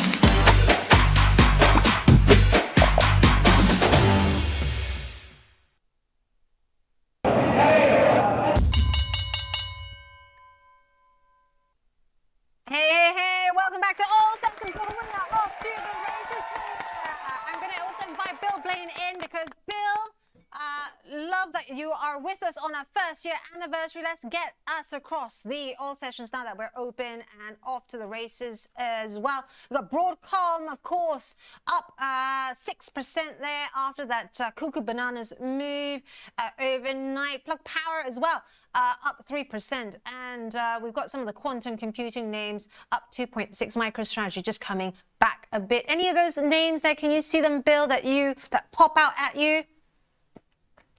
To be honest, the one that I'm watching with most interest is MicroStrategy, and that's really with a sense of curiosity is just how badly it all goes wrong at some point. Oh, well. And I think that moment may be coming. You think so? You've been talking about this moment for a very long time. Yeah, well, there are lots of different things going on in the world today. I mean, obviously, the most important thing we've got is going to be today's US employment data. But that's going to set a lot of the tone. Now, I get your point, Angeline, you're quite right. People like me come on board and we have to say something that's going to be interesting. And the most interesting thing we can say is it's the end of the world as we know it. And it's going to happen about 3 o'clock this afternoon. No, that's not actually true. We've got definite market movements going on. We've got a whole series of factors that are influencing markets. And my guess is at the moment, some of the issues are more likely to lead to correction than they are to further upside. And I think that's what we should be discussing today. Not the imminent end of the world. Yep, not but yet. what the Anyway. problems are. Well, we'll get there in a moment, but just to get us through the, I'll get us through the big movers. Broadcom there, of course, moving higher after the company forecast Q4 sales that were above estimates. Moving over to the losers list. Oh my goodness, this is one that brings me pain.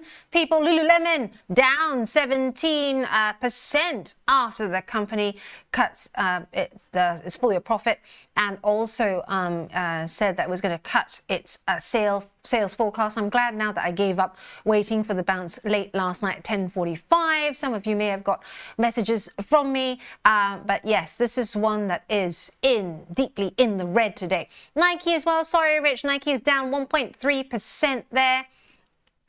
Neil, thanks so much for chiming in and telling us what sneakers your son or you use. We also have some of the banks. Bank of America down 1/3%, Nvidia down by 1/3, not by much there. So some of the consumer names like Walmart as well, and Walt Disney down slightly. So yes, Bill, so good to have you on, because we've had a huge number of people joining a debate this week about whether or not we are about to finally see markets pay attention to the bond markets. Oh, Angela, markets always pay attention to the bond market. In bond markets, there is truth. There is also an enormous amount of gibberish talked about the bond markets, and that's very apparent at the moment.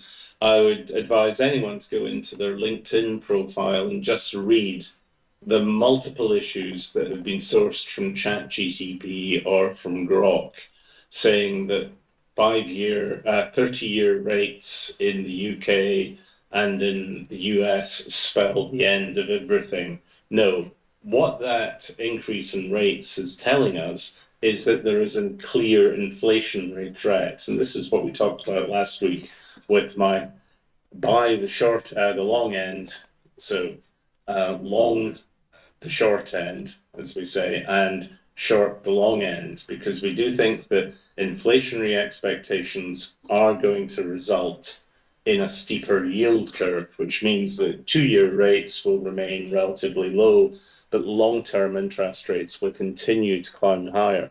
That is not the end of the world. That's just a signal of what we're seeing in the world. Where it gets interesting, and this is why I mentioned MicroStrategy as an interesting game, is when you get a clear inflationary impulse, which the market is now anticipating, what does it do? It goes for safe havens. What's the ultimate safe haven? Gold. Where's the gold price this morning? Well above 3,500. Everyone is flying into gold because it is the traditional inflation hedge.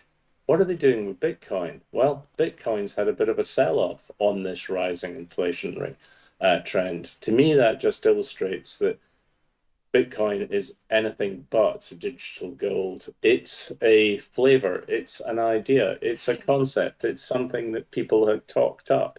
Now, the reason I mentioned MicroStrategy is, of course, that MicroStrategy, Strategy, I think is its proper name now, and Michael Saylor have convinced the world that a fund that basically just holds Bitcoin, that its net asset value is actually more than the value of the Bitcoins it holds.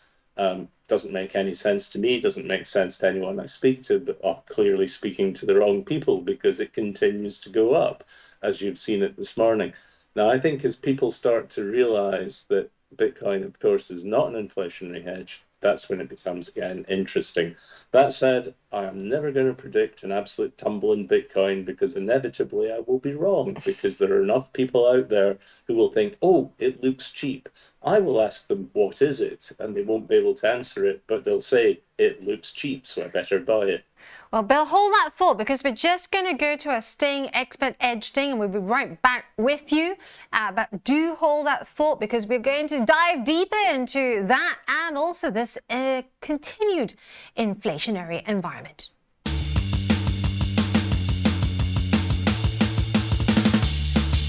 Right, welcome back to Expert Edge, and we have none other than Bill Blain, principal at Windshift Capital Advisors, with us in a time when we've got continued inflation fears still rife. We've got bond markets giving us these red flags over and over again, but markets don't seem to be taking notice. Are you in the camp of markets not likely to correct until it's too late and we get a huge shock? Or do you think maybe things are out of whack this year and actually markets can ride higher for longer than you can be solvent? Great questions. Let's try and put them together. Markets are out of whack, and I sometimes think they're out of common sense. You have to remember, of course, and we keep talking about this, Angeline, that markets are not clever. Markets are not omnipotent. Markets are just the weighted votes of everyone that participates. And if everyone buys a particular narrative, then the market will tend to go with that narrative. And that's a problem for people like me who employ common sense to look at the markets, because we're wrong. Because instead of being the markets following common sense, they tend to go with the narrative. So people who are trying to be awfully clever and awfully smart, like myself, well, I'm not clever or smart, but like commentators like myself, we get caught logging wrong, and that's why we're always wrong and predict 17 depressions when in fact you don't get any. Hang on a second. The magic of the phone, managing to switch it off with my watch.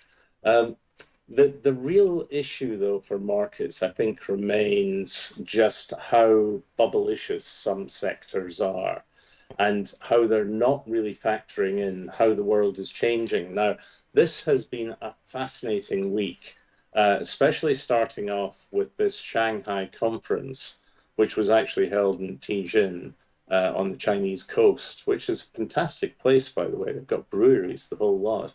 But anyway, the Shanghai conference saw India very much joining in the Chinese axis. Now, that doesn't mean that China and India don't have issues to resolve. They certainly do. But it's clear that Donald Trump has managed to drive a wedge between the USA and India has responded by moving closer to China. That actually backs up one of my big investment theses, that the world is going to head towards a global economy that is centered on Southeast Asia. And that makes an awful lot of sense, because that's where all the rising middle class wealth is going to be. These are the people you want to be selling goods and services to. So that makes sense. And then, of course, the second thing we saw was this very clear demonstration of China's power with a proper military parade. And I say proper because compare and contrast that to the festivities in Washington for the 250th anniversary of the American Army. And it was clear they looked very different. Now, that doesn't mean that all the precision marching and all these new weapons on show actually mean that China has the strength it claims. The trick is not having the weapons, but knowing how to use them. But it certainly has sent a clear message. And there are a number of nations who will take note of that. As that's happening, in the States, we have this clear inflationary impetus, and now we have these major concerns. Now, what really interests me is what's happened in the UK this week. And now there have been political ructions with Angela Rayner being accused of being a fraudster, and we've seen Rachel Reeves under attack because of what her budget is going to contain, even though she doesn't know what the budget's going to contain yet. But there's this concerted attack on the government, and one of the things that's been used to emphasize it is this narrative that 30-year bond yields rising to 5.7% and above 5% in the US, that is disaster signal for the economy. Well, it's not at all. As I said earlier, it's a reflection of the increased inflationary expectations, which are going to get especially in the US, because the dollar is declining. That's inflationary. Tariffs are going to have an impact on prices. That's inflationary. Central you've got banks this under pressure to lower rates. That's inflationary. massively so. And this, I think, is where it gets even more interesting, because that pressure that's been put on the Federal Reserve to cut, that's just going to push the price of gold higher. Now, you asked me earlier, what's your big stock at the moment? Well, I'm not going to pick a stock. I'm going to pick a commodity, and guess which one it is? It's gold and even silver as well. Where's the because they're standout inflation ballet? linked. There's a wonderful we've got a wonderful button for gold. Have we got it up, guys? I would just New say, studio. Yeah. Gold. Yeah, and you know what? we've As talked. I was saying that, for some reason, my mind went back to the worst Clint Eastwood film in history, Oh, go on then. which Which one? was Paint Your Wagon, Clint Eastwood in a musical. Can you remember it? No, Paint I Your can't. Wagon is all about a gold rush. Ah. Now, don't ask me why that came to my mind unbidden as I said gold, but there you go. I think of Goldfinger. Friday mornings. Yeah, I know. Yeah, but you're right. I mean, gold. Look at it. Everyone said, this was interesting in the itself. reason- Because it Yeah, also the came reason- ahead of, Trump's comments as well, and all his comments and moves towards the Fed.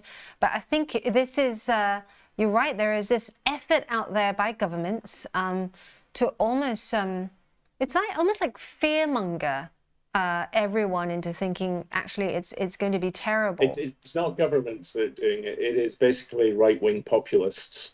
It's the old, I call it the Tory graph, but I don't just mean the UK paper, The Telegraph. It's a whole right-wing commentariat who want to show how terrible Labour are. So they've magnified the story. And the fact is that UK 30-year interest rates are higher than they were when Liz Truss was in power. But Liz Truss was in power when interest rates were much lower, and there was not the same inflationary signal, completely different thing. And then if you take a look at real interest rates, that's the rate of interest less inflation. UK real interest rates are bang in line with other nations as well. In fact, they're lower than many of them. Now, one of the great theories that I've been trying to get the market to adopt for years has been my virtuous sovereign trinity theory. And that's dead simple. It says that if a country has a stable currency, a sustainable bond market, and political competency, things will tend to go well. Of course, the other side of that is, what are the things that make it do badly? Well, when you start to see the bond market destabilize, that's when it becomes a problem. But there is nothing wrong with the UK bond market just now. In fact, we've just had some very successful auctions of 10-year gilts. We're also seeing this year that the cover, that's the number of people who buy and put in bids to buy government bonds, has almost never fallen below 3 times covered. That means that we could issue 3 times as many gilts as we are. Now, since Labour came to power, the Debt Management Office of the UK Treasury has issued over 300 billion of gilts. And that supply has been absorbed without any problem by the market. The only signs of stress that we've seen are a slight diminution in demand for the 30-year bonds and longer gilts. And that's simply because of inflation and the fact that people expect long bonds to go down in price, up in yield, because of inflation and the steepening yield curve. So there's really nothing to worry about with the UK gilts market. But yet, as I say, if you read the front page of the press, the right-wing press, and you read all the stories, which all seem to be taken from the same page in Grok, about what that means for the collapse of the UK, it's nonsense. The fact is, short-term interest rates will fall. Now, the importance of that is critical for the economy, because if you're going to start investing in the economy, you're going to have to go out and borrow money, and you want to be able to borrow money at a steady rate, and you want to know that the economy is going to do well. You want to have a clear understanding of what the policies are, that everything's stable, that it's a safe investment environment. Now, the fact that 30-year bond yields have tumbled, have risen, is an issue. But the fact that the shorter end, where you're probably going to go out and borrow money, are still low, that doesn't stop investment. Now, what is really interesting, I think, in the States just now is this whole question of the stability of policy. You know, Trump flip-flops the whole time.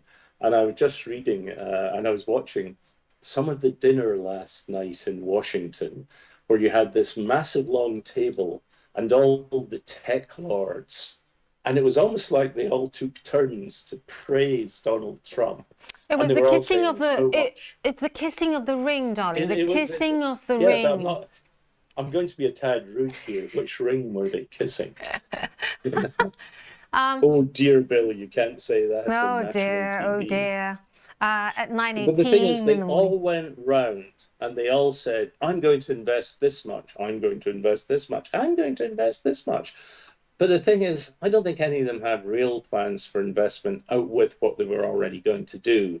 What they want to do is to sound like they are being very supportive of Trump. I think many of them are worried about where Trump goes next. Things like buying stakes in Intel and other companies like rare earths producers that are considered critical for the economy. At what stage does Trump decide that the best way to sort the US's problems out is simply to nationalize Facebook or take over Google?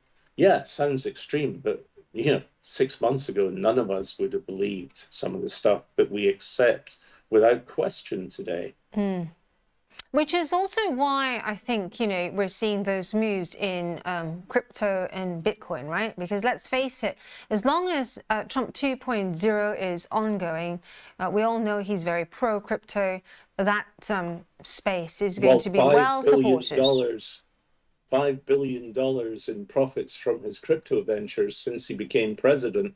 Yeah, that would seem to be a good reason to support crypto, wouldn't it? I'm not mentioning anything about crony capitalism or anything like that. But when Eric Trump speaks at every single crypto conference and doesn't have a clue what any of it is, you know that there's something funny going on. Yeah. I mean, the one thing I'll say about crypto is I happen to have bought a stake in Ethereum a long time ago, dropped it into my Coinbase account, forgot all about it, and I suddenly discover I'm a fractional millionaire in Ethereum. Oh my I'm goodness. told that demonstrates my cleverness. The fact that I don't have a clue what the reason it's gone up. And I know it's something to do with the fact that Ethereum backs all the blockchains that are supposedly going to be used for settling trades and all that kind of thing. But I bought it because I just was curious. Also, very recently, if you saw that recent leg up in Ethereum, it's come off now, but it's also because a lot of the legislation that just came through was very supportive of crypto, and it came to pass with no problem whatsoever. And there's now talk on the media that Ethereum could have another leg higher. So if you've stayed in it, perhaps you might want to look at CoinDesk and a lot of chatter. But one thing that is not based on chatter but based on fact is that there is intensifying demand for GBP options, right? Ahead of that November 26th budget. And these are options expiring beyond that date. I mean, to me, this just means continued near-term weakness for sterling and maybe beyond as well. But I agree, the whole mood music hasn't changed surrounding gold. And I think that this just means that gold prices, did you see the Goldman's report recently saying that if the Fed completely, or, its credibility is eroded, then they're calling, is it 5,000? Did you see that report? Yeah, I read Goldman's report, as always with Goldman's. I thought this is amusing and took it with a pinch of salt, but the numbers are quite striking. They are quite striking. You're absolutely right about. I mentioned my virtuous sovereign trinity thing, and the first thing there is stable currency. The one thing that is beginning to worry me a bit is how strong this narrative about the collapse of the bond market, which I consider to be totally false, But the way it's taken hold, it is now clearly impacting sterling. Sterling has started to weaken. And I think that's the next thing that you'll see under attack. I mean, it almost reminds me of the Soros attack in 1992 on sterling. Yes, I remember it. I was there.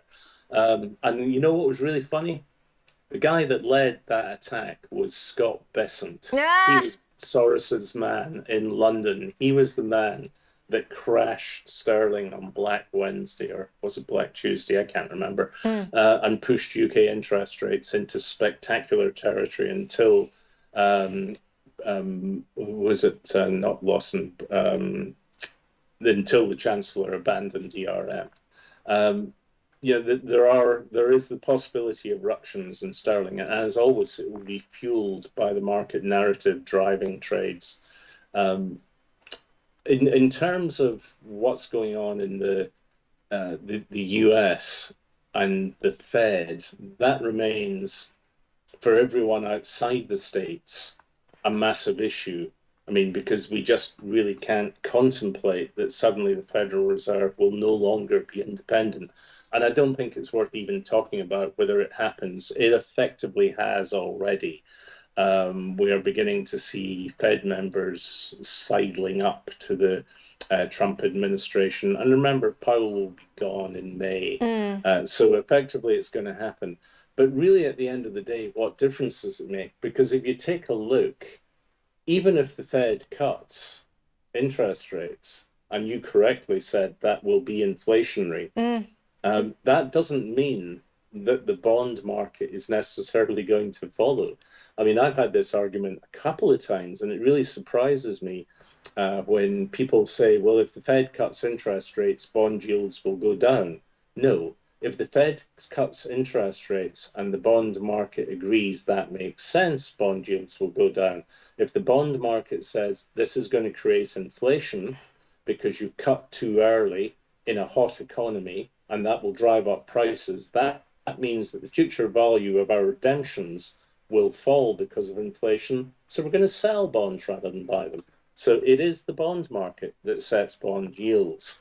And if Trump thinks mistakenly that if he cuts interest rates to zero, then he can fund the US deficit at zero, he's making a mistake, because the only way that they will get bond yields down to that zero rate is by a massive repeat of quantitative easing, where the US effectively prints more and more money to buy back long-end bonds to bring down the yield. Now, that's going to be really interesting, because when they did that during the QE period, it didn't create inflation, as we all feared, but what it did was create massive inflation in financial assets. From 2010 to 2023, the size of the US economy practically doubled, but the value of the stock market quadrupled. That's financial asset inflation. And that's what will happen again when Trump takes over the Fed. So there's a prediction. Rather than Blain saying a massive crash is coming, it could be that the US is forced to buy back bonds, yield curve control, to bring down rates to the levels that Trump wants. Now, that is going to be enormously distorting. I think it will finish the dollar. So you might see US dollar assets go up, but if you're a non-dollar player, and the world will increasingly become so, that's not going to be attractive. Now, this is all very interesting stuff, because this, listening to you and this theory, all this means to me is that, you know, the tech sector, you know, all the big tech stocks, they'll remain well bid. They'll just continue to ride higher. Yeah, but they won't be actually making more money. Yeah, it's just inflated. And that's one of the issues. Yeah. It's going to be fascinating to see what happens. And remember, the US tech sector is, let's be honest about it, is 90% of the global tech market just now. That will come under pressure, because we're already seeing that there are other places that can do things. Now, one of the other that I started off this morning by saying you've got to take a look at where global wealth is going to be, the people who are going to be buying all these goods and services. And they're no longer in the West, they are in Southeast Asia. And these are the guys who are going to be influenced to buy the best tech available. I suspect many will continue to buy US tech. But here's an interesting thing. A few weeks ago, you showed me a picture of a Chinese car Yes. that you were thinking of buying. Yes, right? the Xpeng. Now, I am out looking for a new car just now because my Range Rover just died. And I took a look at all the usual suspects. I decided I'm not going to buy a Land Rover because this one should not have died, and it did, and it's destroyed the equity I had in the car. So I'm thinking about other things. And while I was looking in one of the showrooms, they had all these Chinese cars. Now, I can't even remember what the names of them are. were you BYD? Were you looking at BYD? No, it began with a no, this one, a Moda or something. I can't even remember. Xpeng Neo? But it looked like a Range Rover, and it looked pretty attractive. Yeah. And so I sat in it, and the guy said, well, before you start it, you have to plug your seatbelt in because it won't start unless the seatbelt's in. And it wasn't a SsangYong, it began with O. Chinese car beginning with, this is ridiculous. Here we are, masters of the financial commentariat, and we don't even know the names of the products we're talking about. And know what? Anyway, this car, sat in a car and you can't remember the name of the mark of the car. That's really worrying. You know what? I was mightily impressed with it. It was a bit plasticky, I will admit. Yeah. But it was mightily impressive.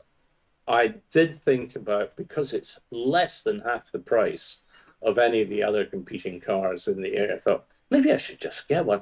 And then asked about the warranty. Now, one of the reasons I've walked away from Land Rover is they're offering a 2-year warranty on their EV plugins. This crowd are offering a 7-year warranty. Now that's, when you drive a car as badly as I do, that's an important thing to bear in mind.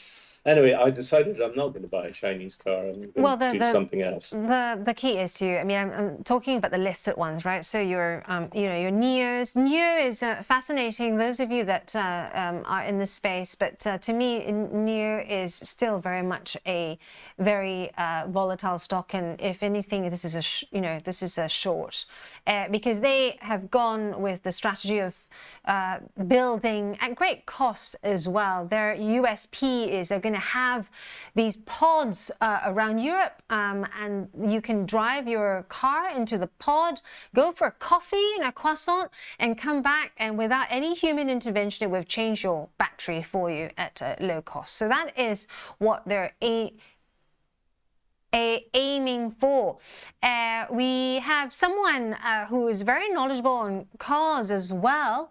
That's come online. It's the Moda 9 that I was talking about. A Moda 9. Yeah. The main problem at the moment, I think, is structural, because I think they've come leaps and bounds in terms of the tech. And that's why I was looking at the Xpeng. The tech was incredible. But, where do you go to? You can't easily drive it anyway if there's an issue. Lots of people chiming in as well. Julian asking who would buy bonds at basically 0% interest and then buy them back at 5%. The Bank of England, says Julian, with tax money. Yeah, we're just talking about that as well. One of the key things about tech as well is we have, of course, Oracle coming up with earnings quite soon. Just having a look at that, because we had someone on the chat earlier asking about Oracle. Have you got any thoughts on Oracle, Bill? Just having a look at the daily chart here. Oracle is a good example of what eventually happens to tech. It goes through its period where it is hot, and it changes the world, and then we begin to understand that it is becoming increasingly commoditized, and what it does is something that is required for the economy and for the business, and it reaches a value. I can't think of any reason to think that Oracle is suddenly going to become a hot stock again, unless it's simply coattailing the value of the rest of this AI boom. And I'm afraid that is my suspicion about an awful lot of the tech sector, that it's basically a coattailing the narrative, and it's a very similar narrative to what we saw with the dot-com bubble 25 years ago and multiple times since. I cannot get terribly excited about it. But that said, you got to speak to my mate Julian Wheeler about stocks. We're going to get He him in knows what next he's week. talking about. I waffle. Oracle, this is a question earlier on from Away from the Numbers. Hey, good morning to you, Neil. From a technical perspective, this is one that you want to trade the fact if you are going to be awake on earnings night, because there are mixed signals here. So short-term indicators like the 10 to 50-day moving average, just going to whack that up for you. And you can easily do this on the IG platform. You can see here that the 20 and the 50 over there are starting to cross there, and we're starting to see price action come below those moving averages. So have caution there. And a long-term moving average, the 100 and 200-day showing buy signals there. So we have a bit of a mix there. RSI, I'm going to put that up for you as well, showing us, you can find it under, this is alphabetical. So RSI indicator there, near that 35, actually it's now around 38, 39, that range, signaling neutral to slightly oversold conditions, which might actually give us an opportunity, a buying opportunity if it rebounds. But because there are mixed signals, because we've come from a big leg up since April, all tech stocks largely have done this, I would proceed with caution. Of course, Oracle, the key thing here to watch out for is its cloud infrastructure revenue. This is its most important metric for those trading and investing in this stock. Bill, seasonality. Again, oh, go on. I would just going back to Oracle for a second, I would just caution on all that wonderful analysis, moving day averages and key things and RSI, all very right. But I do think you've got to be aware of that underlying trend and what happens if that underlying trend breaks. But what happens if I'm right about the US starting to use yield curve control, quantitative easing to force down bond rates so that they can reduce their costs, massive hit on the dollar, but also massive boost to all financial assets. Yeah. And let's be honest, Bill, we've been there before, haven't we? We have indeed seen it all before, multiple times. Yada, yada, yawn, yawn, yawn, because it will happen again, because that's what history tells us. Right. So any other... Seasonality. Any other big sort of heads up to, it's like a heads up display in a car, which actually works very well on the poster. Heads up display for the coming week, what are you looking at? For the coming week, I mean, my immediate thinking is what is going to happen this afternoon?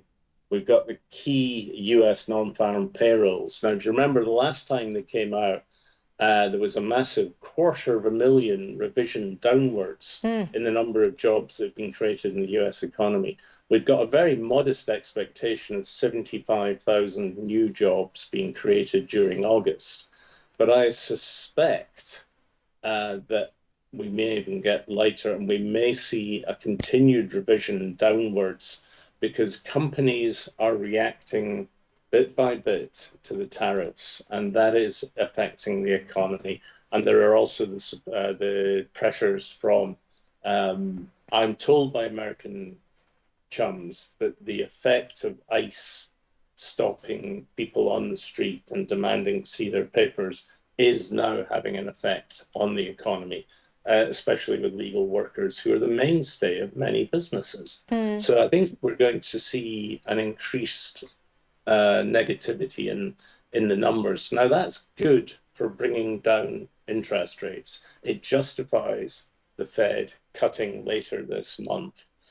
If we get a shock though, and the numbers are stronger and the revisions aren't so brutal, that could actually be negative for the market, because it would definitely say if the Fed goes ahead and cuts, which it definitely will, then that's a big inflationary impetus. That then hits the bond market, and the consequences flow right through the whole market.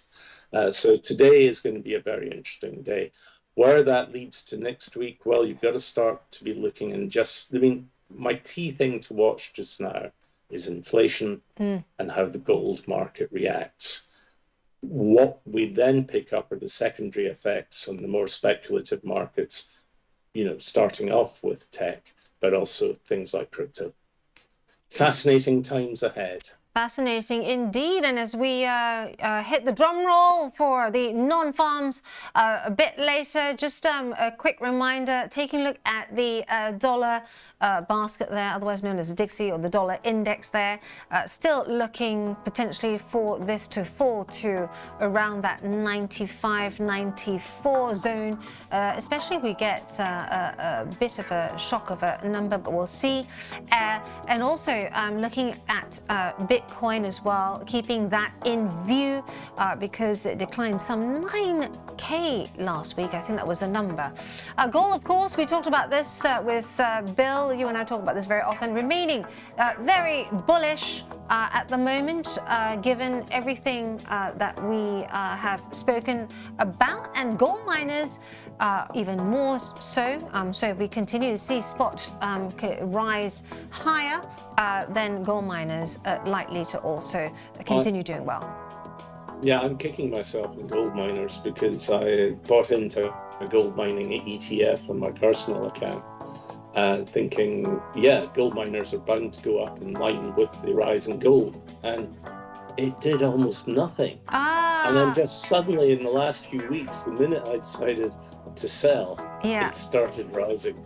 So I'm patience is a virtue in these markets. Hindsight is a wonderful thing. So I kept my hindsight, the best ever trader I ever knew. I kept my Sarabi Gold position, hung on there and glad I did.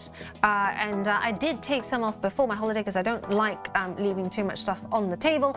So I came out of the Mint Responsibly Sourced ETF, which didn't make a loss on it, just that it wasn't doing anything like you were saying, and so came out of that. But it's going to be a very interesting week. We'll catch you offline, and thank you so much for being with us on our 1-year anniversary of Trade Live on IG. Everyone, if you love what Bill has been sharing with us and would like him to come on more, please hit the like and subscribe button. He's also got a newsletter. Any questions for Bill, please put them to ask@ig.com to me, and I'll put it in front of him. Right? Have a great weekend, everyone. And you know where to find us offline, and Maturins on Discord, ready to go as well. But it's been such a wonderful 1 year with all of you. We love you, and the Tasty crew too, as well, and the IG crew all over here. And we cannot have made it this far without you.